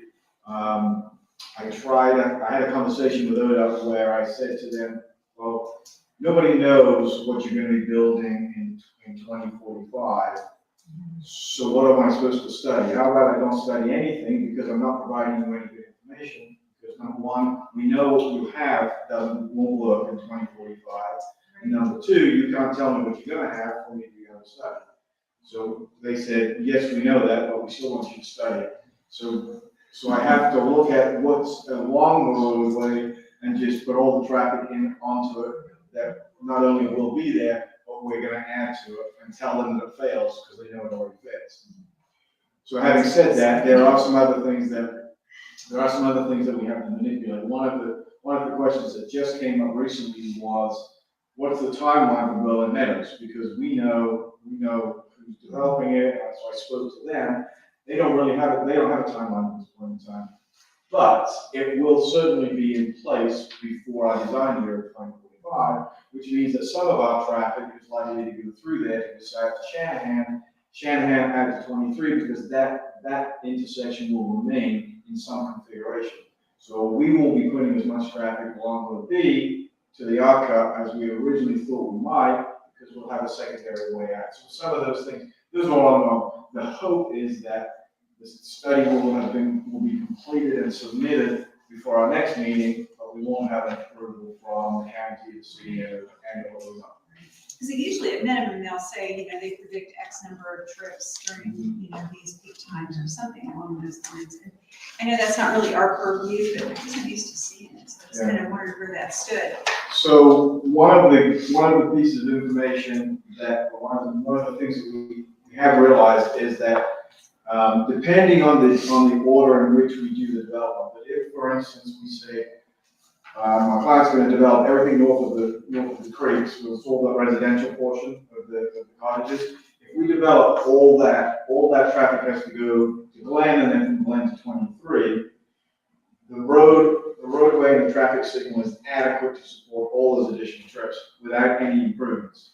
So that's a good thing from our perspective. It's a good thing from our perspective. Those roads are big enough, the light operates well enough that we won't have to provide any improvements to that. The only improvement that we'll have to provide for the county is a left turn lane into our development from Beach Club in the westbound direction. Other than that, everything else is big enough, has enough capacity to handle that portion of our development. And once we get into the next steps, it depends on what's available at that point in time. It sounds like a crapshoot. Traffic engineer. We'll have flying cars by then. That would be Little Flying the engine, Jetsons, teleportation. yes, yes. That's it for me.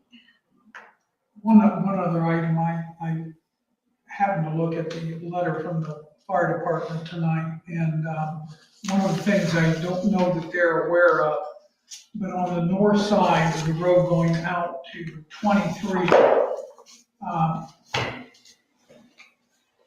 Delco has asked if they could put a major trunk coming across 23 and connecting into what's called the NCDCBT property and eventually into Kieran's Oak Park. The exact route we don't know, but it's going to be a major trunk, and it's going to go through at an angle to support more water pressure for the school, but it's also going to serve industrial and commercial areas and residential areas farther to the east, and they'll probably have to do some kind of directional bore under the railroad track. And we just don't know all the details of that, but they're concerned about fire flow. That will not be a problem. It's, I can't remember, forgive me, but I can't remember whether it's a 10 or 12 inch line. So it's a big line. So the first thing in their first paragraph will probably disappear at that point, because there'll be more than adequate fire flows, which also helps with sprinkler systems and everything that have to be installed on multi-story. Okay, that's helpful, thank you. That's very good. In your existing PCD, you have a couple of divergences you're kind of spelling out. I think the first one, your acreage will change, so hopefully that one goes away. On the setbacks, front side, that I didn't have a big concern on those, more so because of the way you're trying to build this. You want the buildings front, makes sense. So I have less concern with that, and we do have, especially on like side and rear, you've got the 100 feet, the 1/3 height, the diameter. I think it also has more as plan approved. So we've kind of got that in there. So may or may not exactly need on the sides and maybe even the rear. And you talked about I think you've got your open space and your kind of your green belt that you're looking for. So I'd like to see that. Really kind of from what you had on the PCD, I didn't really have a lot of concerns. Probably the only one I kind of wanted to hint at, Angela mentioned about the daycares. I would like to see it 721, 110 and 721, 191 in the NAICS codes, which are specifically hotels, motels, and bed and breakfast. Kind of would like to see those taken out just because you've got this design and you're adding a lot of residential, especially with the plan to kind of go above the commercial spaces in some cases. So I'd hate to then see tacking in and building those buildings and say, oh, we're gonna make it hotels. Yeah. Because it kind of, it overruns the density that I think we're thinking about is already gonna be there. So that's one, whereas a couple other codes wouldn't really be thrilled. You kind of had it in your original one, you crossed out some of the things that you weren't even gonna look at.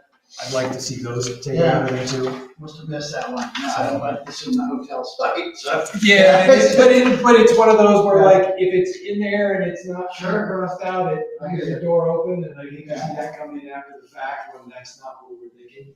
Yes. That was 721.110 and 721, what was the other one? 191. 191.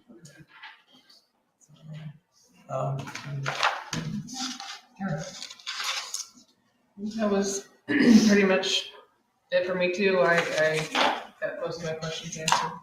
First 30 and just the setbacks and again, once you combine making sure following and use codes are clear and concise.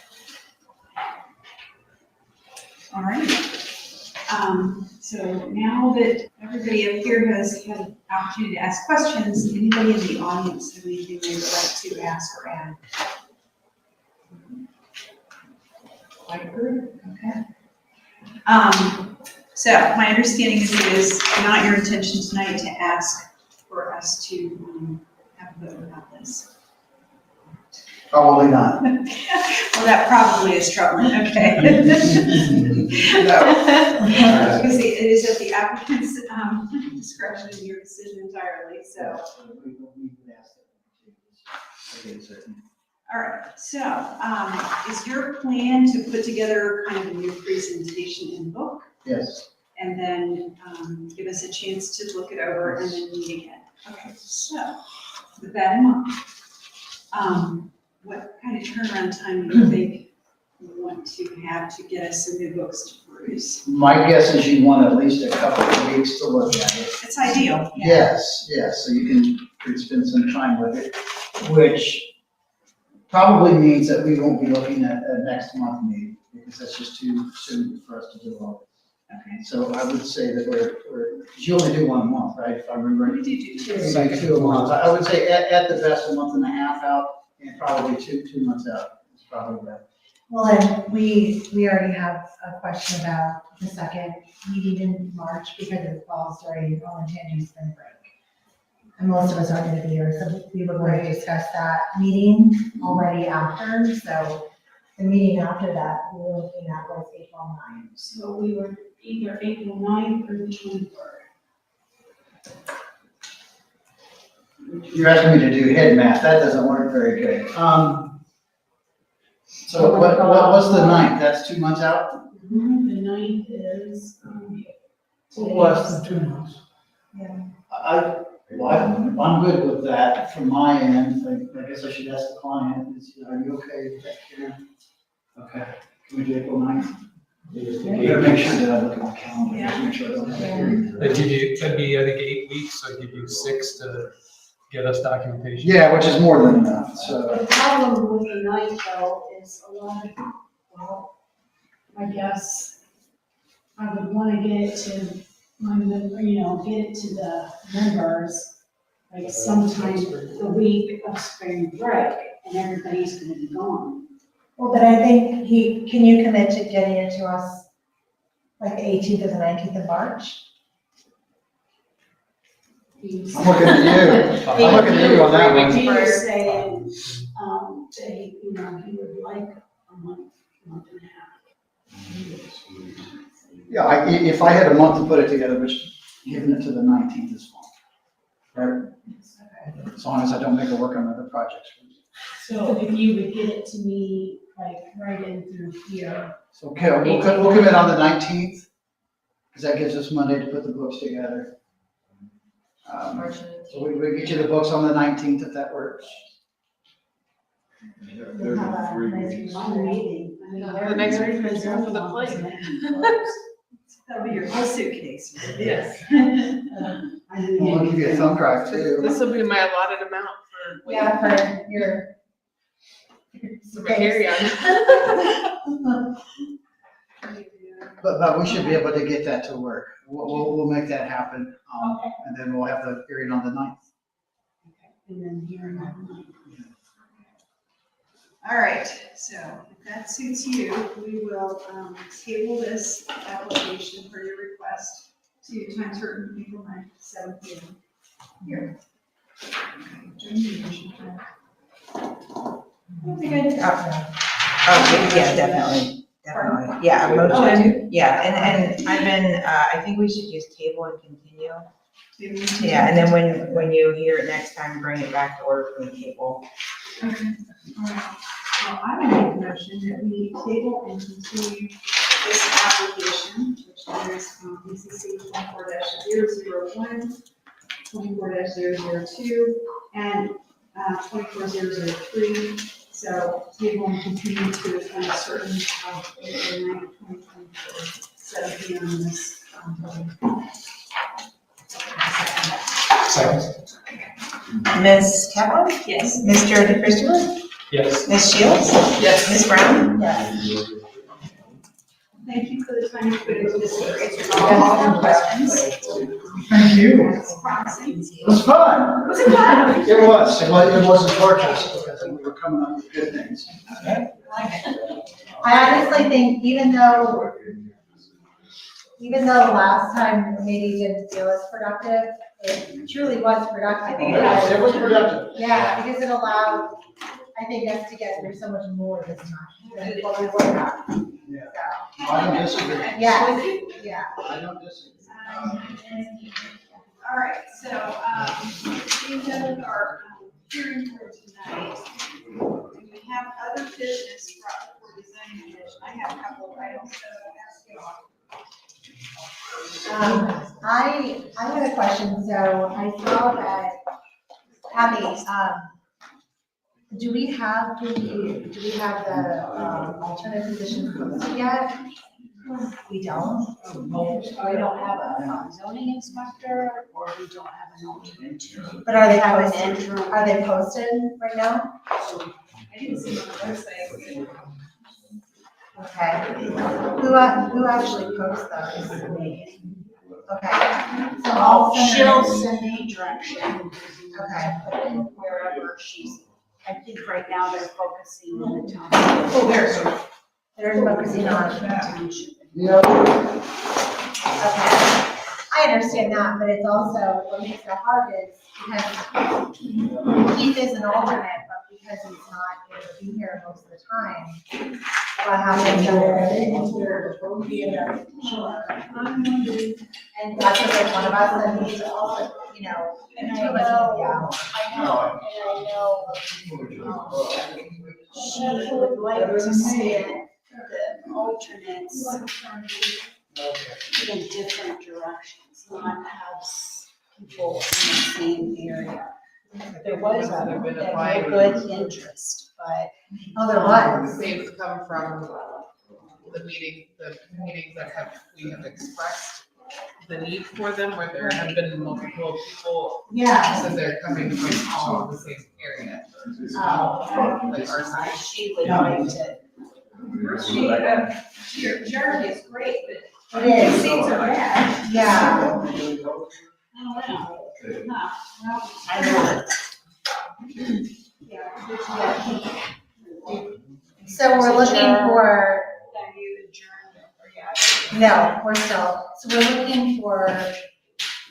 we're looking for more this side of the lake, this side of Allen Creek and So south technically. I'm not sure exactly where she would like to see, maybe like over in that area. And she's got Jenny there, between you in your area. Yeah. Tara, and you two. So, I don't know really what area she's the. I don't know where Keith is. Okay. Just so that we can help. Just so we can help to put the word out to others as well, but maybe, we can still have So right some interest now, from. and we're using Jerry as an interim. We're scanning, he's doing the new Iowa software. Okay. It's just been a lot of stuff here. Is Jerry, but Jerry's not here now, right? No, he's in Florida. Okay, So he's been working like Remotely? down there, Yeah. remotely and. Okay. So, Okay, that was my next question, because I saw that. Oh, all right. Okay, so then we'll, I guess, try to put some feelers out. Is there any inquiries or anything? I don't think it's advertised. I just figured maybe the word was out. And, I always have alternates on the website under. is, I know in the past, maybe I'm mistaken, that they have sort of given us other zoning inspectors kind of on one, if there's any pressing issues that. Megan hasn't mentioned anything. Because we shared, I think we did share with Orange at one point, right? Yeah. We utilized. They said they might go out and talk and well, I guess I would be, but when I asked her. Excuse me, we're still our- meeting and we can't hear each other. When I asked talked to our township administrator, she said that.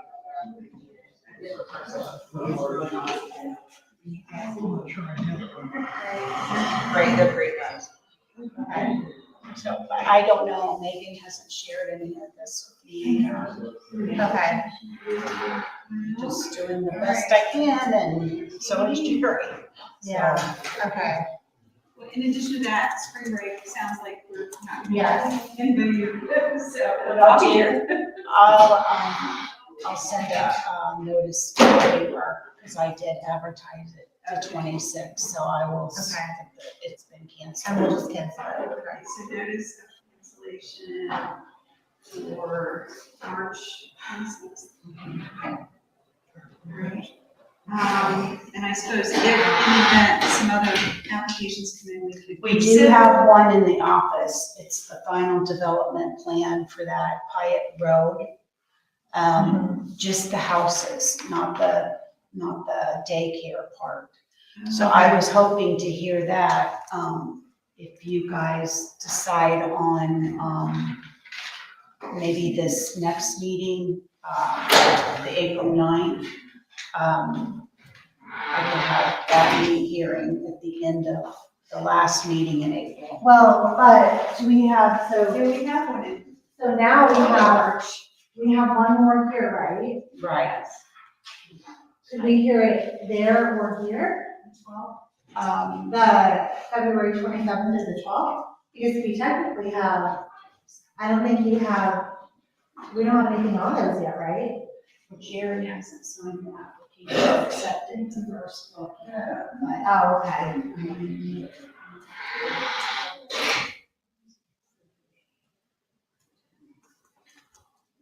So I would need to be advertising it towards the. So maybe even here, maybe even March the 12th. We could do I this. mean, that might, Yeah. applicants okay with that, that seems ideal. Because otherwise we don't have anything for that right now. Right, right. And the 27th. That's what I could do, is I could ask Jerry, he needs to, look at it. I sent him the, CD, and, he can download it and look through the book, and then sign the application. Okay, And then I can get going on it. okay. So Do we March have to So be yeah, on the 12th would be the final development, and it's only on the houses. In fact, I wish Todd was still here, because he's the, presenter for that. But it's one application, right? Can they I know, do it's this? the Or first is it one. just for I think a? they just, Well, it's, yeah, remember it had, what, 18 houses? Yeah. Yeah. And then the But it had a commercial daycare. part is a daycare, Oh. and they're bringing that in separately. So, yeah, I wasn't thinking the 12th would be great for that. Yeah, Okay. utilize that meeting, so. So the next meeting, the 27th of this month, is when we are supposed to Vote. vote. And And, does that seem on hopefully- track to be returned to us? That's what's in your packets. It's a Okay. clean copy, so, yeah, Okay. don't get mixed up. Oh my gosh. Yeah. You know, this has got the clean version that we're gonna vote on. Okay, And in here, I've got the motion, and I've got Scott Sander, the RPC minutes. Well, so did the trustees already get to look at it, or is this the vote where we're gonna send it? We're gonna send it after your The whole vote. process. If it passes, then we'll, this is the- or if it doesn't pass, it still goes to the trustees. This is the one where public is, it's been put out there so that the public want to The attend. public, you know, we advertised it in December, I forget, I've got the ad. we had it on display for like a month Yeah. before this motion was made. So that's what we've got on the 27th. Okay. Okay. And then I'll be able to give you your books for the 12th, the final development on the 27th. Okay, that sounds like a good one. Okay, so the other item I would like to talk about is Tara made the suggestion about doing some work groups, sort of diving into certain pieces of our comprehensive plan, Presentation. and just looking at different parts, kind of dialoguing amongst ourselves about what the intention is, what some of the little finer points that we kind of feel are ambiguous or something, or that we want some clarity on. Has to be a public meeting, but I think it makes some sense to devote some time at these meetings, at least when we're not having a 4-hour whatever. And I guess what I would say is I'd love to get from you all, where do you think we should start with that? What approach do you think we should take? I know there are some zoning videos and some things like that that have been made available from the prosecutor's office and some things like that. This would just be more like a dialogue. So I don't know if you guys want to maybe take turns, pick a section, sort of lead the discussion, but we would all join in. Does that sound like a good idea? Yeah. Because I think at that next meeting, we probably have some time. So maybe we can either come up with some constructs, or if you want to go ahead and dive in and, bring thoughts or questions, or really help us structure how we want to move forward with that. Does that sound like what you've got in mind? Okay, I like that. Yeah, I like that. Because a lot of times you kind of come in and you've gone back and draw your materials and seen how it applies to whatever application we have before us, but I think. Looking at the bigger picture. Yeah. So, okay, I like I'm good with that. All right, so bring your ideas, and hopefully there's been, enough back and forth dialogue with all the comprehensive plan that it will really beat on at night. Maybe. I don't know what to expect. Well, is Jennifer, is she coming back for the meeting? For That's the a good vote. question. I will put it For in myself brochures? to talk to Julie. Yeah. Because she kind of said she could, and Megan alluded to that in the email she sent. So.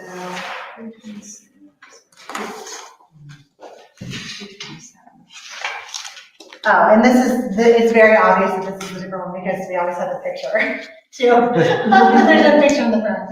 You'll see clean Yeah. copy, and that's the one. Yeah, it says clean copy, yeah. So yeah, don't get mixed up, I would just recycle. or- Yes. I'll check with Jerry on that, because I know he's had some dialogue over it. Years ago, we had, Don Roches actually come and did some training. I had to advertise it, for BZA and BZC. And I tried to look for the material, and I don't have it. I mean, it was back, were you on board I then? don't remember that. Yeah, it was a long time ago. So, Yeah, I haven't looked at those videos in a long time either. You kind of wonder if they're dated or not. I mean, when it comes to ththings like the sunshine law and the ethics, that hasn't changed much, but it sure seems like a lot of other stuff has. See what we can cobble together. I think it's a good idea. And I think too, not only, just questions about the zoning, but I think,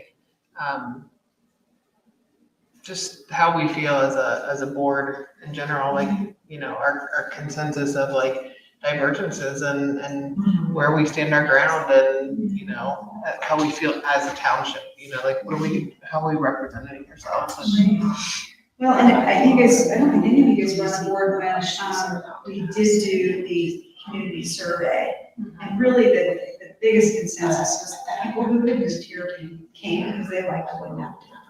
And so that's really been one of the big tasks that we've been given is, we have to follow the law and we have to follow our codes, but that we're committed to keeping that rural feel and, everybody's got a personal point of view on that. But, I kind of do like to look at those old surveys and what are we trying to help our developers bring to us? And that's why I think like when it comes to like density and things like that, when we talk about, the people who have been here for so long, we end up, because taxes are so high, like I know my taxes since I moved here just 8 years ago have doubled. And, it's like we're pushing those people out that own their own home, because they can't afford the taxes, because they're, have since retired and they're on a fixed income and, that's, I think that's, something we should keep in mind as part of the rural field. They came out about farmland, I think about the people that came that were part of the TNR, or lived behind the TNR apartments, on Old State, and just, what it's like for them. Okay, well, all things to keep in mind, so we'll dialogue some more about it and, bring some concrete ideas and maybe an outline of what we think we can do. So that's all. Can we also think about because I know what we focused on in the zoning resolution as far as the 15 and 19 and the bigger points, but maybe what parts of the resolution we want to kind of comb through the nitty gritty of the. Yeah, a running list Just of smaller things, 'cause it's easy, you're in the moment, and we have to make some decisions, and you notice things that are Like problematic, and it would be good to kind of keep a running list.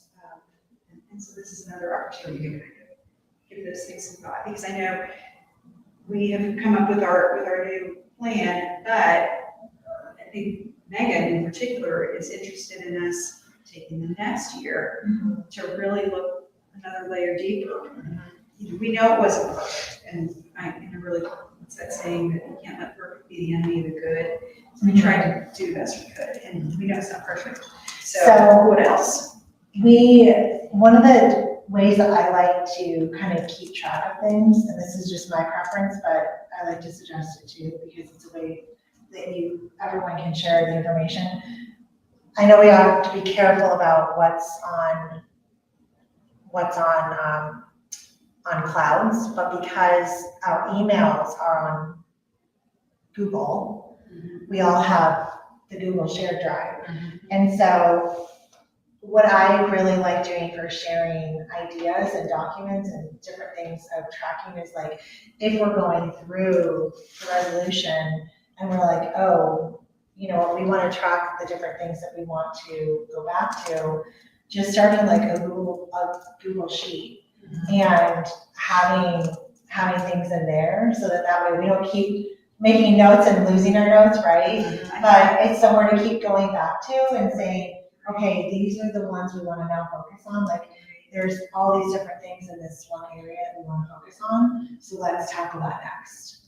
So, or, when we come up against, questions from developers, like they're questioning things, like, I think it was like the lighting or like the parking spaces and the density, like if we've seen the multiple questions come up, or the same question come up multiple times, we can go back and say, let me add that in right after the meeting, and then we can go back and. Yeah, make sure we address it. Yeah. Do the trustees use like a Google shared document? Is there any problem with that? Well, and I don't know, does this, like today, I just put the they're calling it the Oak Park at Berlin, the Pyatt Road housing development. Oh gosh, there's another Berlin. And this is all Oak Park. So I downloaded it, or uploaded, I don't know what you call it, and it's in the zoning review file Okay, of the Google Drive. Google Drive. Oh, then there So you go. do you Yeah. automatically get that, or do you? It's been shared with us. We have to It go says and share, Yeah. and it's in with the preliminary, I've got it in there with the preliminary, that's, I think it's 23-01, whatever the preliminary. Let's see if I can get it. Every once in a while, this email goes, like moves out of my phone every once in a while. Yes, you do. Let me see. You should be getting that.